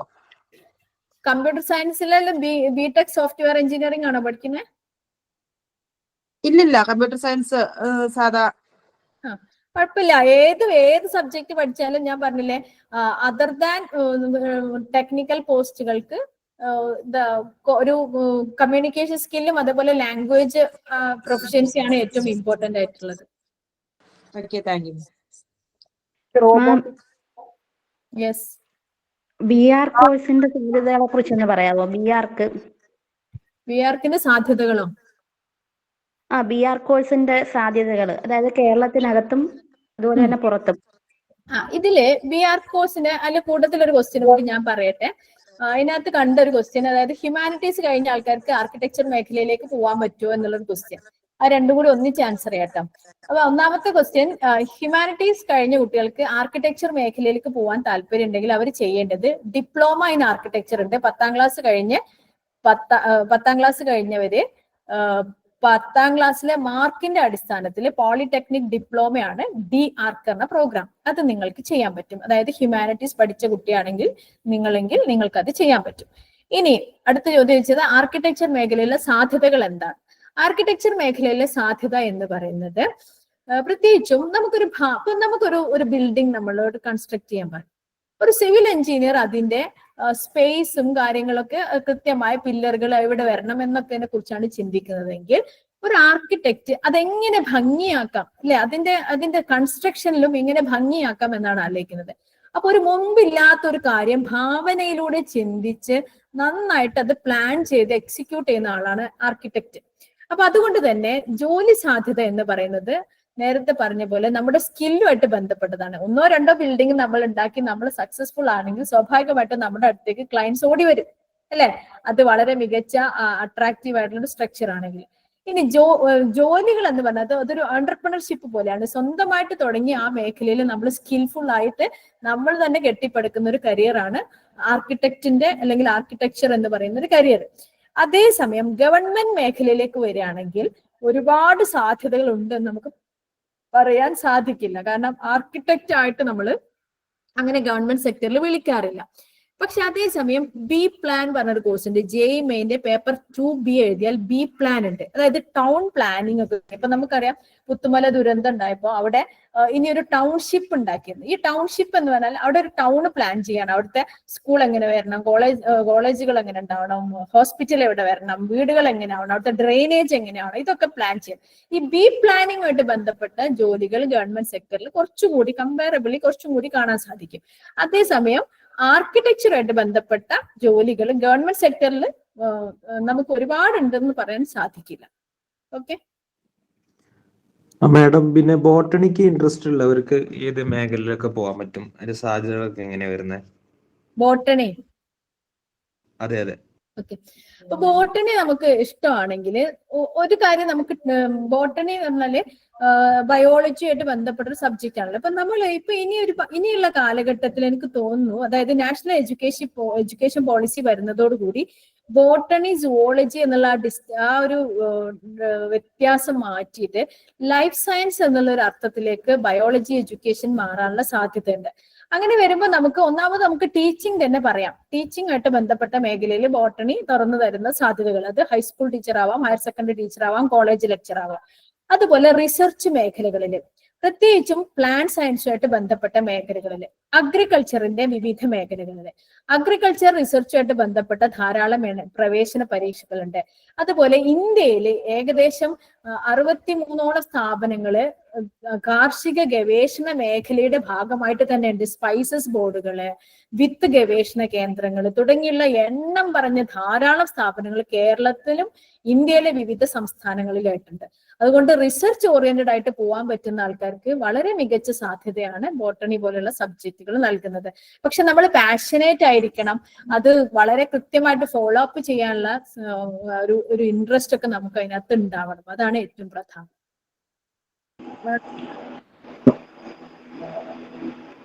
ഹലോ, നമ്മുടെ കരിയറുമായി ബന്ധപ്പെട്ട ഏകദേശം എല്ലാ മേഖലകളിലും ഈ കുറഞ്ഞ സമയം കൊണ്ട് ടീച്ചർ നമുക്ക് പരിചയപ്പെടുത്തി തന്നിട്ടുണ്ട്. അപ്പോൾ നമുക്കെല്ലാവർക്കും അറിയാവുന്നതുപോലെ ഓൺലൈനായിട്ടാണ് ഇന്ന് നമ്മുടെ പ്രോഗ്രാം ഇവിടെ നടക്കുന്നത്. കൂടുതൽ ഡീറ്റെയിൽസ് ആയി സംസാരിക്കുന്നതിന് പരിമിതി ഉണ്ടെന്ന് എല്ലാവർക്കും അറിയാവുന്നതാണ്. അപ്പോൾ നേരത്തെ ടീച്ചർ ഇവിടെ നമ്മളുമായി സംബന്ധിച്ച കരിയർ വിഷയങ്ങളിൽ പലരും സംശയങ്ങൾ ചോദിച്ചിട്ടുണ്ട്. അതേപോലെ തന്നെ നമ്മുടെ പ്രസന്റേഷനിൽ ടീച്ചറുടെ നമ്പർ നൽകിയിരുന്നു. ആർക്കെങ്കിലും എന്തെങ്കിലും സംശയം ടീച്ചറുമായി ബന്ധപ്പെടാവുന്നതാണ്. അതേപോലെ തന്നെ ഐക്യു കരിയറിന്റെ ഗ്രൂപ്പിൽ എല്ലാവരും അംഗങ്ങളായിട്ടുണ്ടാവും. എന്തെങ്കിലും സംശയം നിങ്ങൾക്കുണ്ടെങ്കിൽ ആ ഗ്രൂപ്പിൽ ചോദിച്ചാൽ നിങ്ങൾക്ക് മറുപടി ലഭിക്കുന്നതാണ്. നമ്മുടെ ഇന്നത്തെ പാരന്റ്സ് അസംബ്ലി പ്രോഗ്രാം നമ്മളിവിടെ അവസാനിപ്പിക്കുകയാണ്. എല്ലാവർക്കും എന്ത് സംശയം ഉണ്ടായാലും പലരും ടെക്സ്റ്റുകൾ അയക്കുന്നുണ്ട്. ഐക്യുവിന്റെ ഗ്രൂപ്പിൽ ചോദിച്ചാൽ നിങ്ങൾക്ക് കറക്റ്റ് അതിന് കൃത്യമായ ഉത്തരം നൽകുന്നതാണ് ഇൻഷാ അല്ലാഹ്. നമ്മുടെ ഇന്നത്തെ പ്രോഗ്രാമിന് ഔപചാരികമായ നന്ദി അറിയിക്കുന്നതിന് വേണ്ടി ഐക്യുവിന്റെ മലപ്പുറം ഈസ്റ്റ് ജില്ലാ കൺവീനർ കൂടിയും MSMന്റെ ജോയിന്റ് സെക്രട്ടറി കൂടിയായിട്ടുള്ള ബാസിൽ പുളിക്കലിനെ ആദരപൂർവ്വം ക്ഷണിക്കുന്നു. അസ്സലാമു അലൈക്കും വറഹ്മത്തുള്ളാഹി. പ്രിയമുള്ളവരെ, MSM മലപ്പുറം ഈസ്റ്റ് ജില്ലാ സമിതിയും ഐക്യു കരിയറും സംയുക്തമായി സംഘടിപ്പിച്ച പേരൻസ് അസംബ്ലി ഇവിടെ അവസാനിക്കുകയാണ്. നമുക്ക് ചുരുങ്ങിയ സമയം കൊണ്ട് തന്നെ രക്ഷിതാക്കള് കരിയറിൽ ശ്രദ്ധിക്കേണ്ട ഒരുപാട് കാര്യങ്ങളെക്കുറിച്ചും അതുപോലെ വിവിധ മേഖലകളിലെ സാധ്യതകള്, വിവിധ പ്രവേശന പരീക്ഷകള്, അതുപോലെ മത്സര പരീക്ഷകളൊക്കെ കുറിച്ച് നമുക്ക് ഒരുപാട് കാര്യങ്ങൾ ഈ ചുരുങ്ങിയ സമയം കൊണ്ട് ഫരീദ ടീച്ചർ നമുക്ക് പറഞ്ഞു തന്നിട്ടുണ്ട്. ഒരുപാട് സംശയങ്ങൾ നമുക്ക് ഇവിടെ തീർക്കാൻ പറ്റിയിട്ടുണ്ട്. ഏതായാലും ഈ പരിപാടി നമുക്ക് ഈ ക്ലാസ് എടുത്തു തന്ന ഫരീദ ടീച്ചർക്ക് ഐക്യു കരിയറിൻ്റെയും MSM മലപ്പുറം ഈസ്റ്റ് ജില്ലാ സമിതിയുടെയും നന്ദി അറിയിക്കുകയാണ്. അതുപോലെ ഈ പരിപാടിയിൽ പങ്കെടുത്ത മുഴുവൻ രക്ഷിതാക്കൾക്കും നന്ദി അറിയിച്ചുകൊണ്ട് ഇനി ആർക്കെങ്കിലും എന്തെങ്കിലും സംശയം ഉണ്ടെങ്കിൽ നമ്മുടെ ഗ്രൂപ്പിൽ ജോയിൻ ചെയ്യാവുന്നതാണ്, അതിൽ ചോദിക്കാവുന്നതുമാണ്. ഈ പരിപാടി ഇവിടെ അവസാനിച്ചതായി അറിയിക്കുന്നു. അസ്സലാമു അലൈക്കും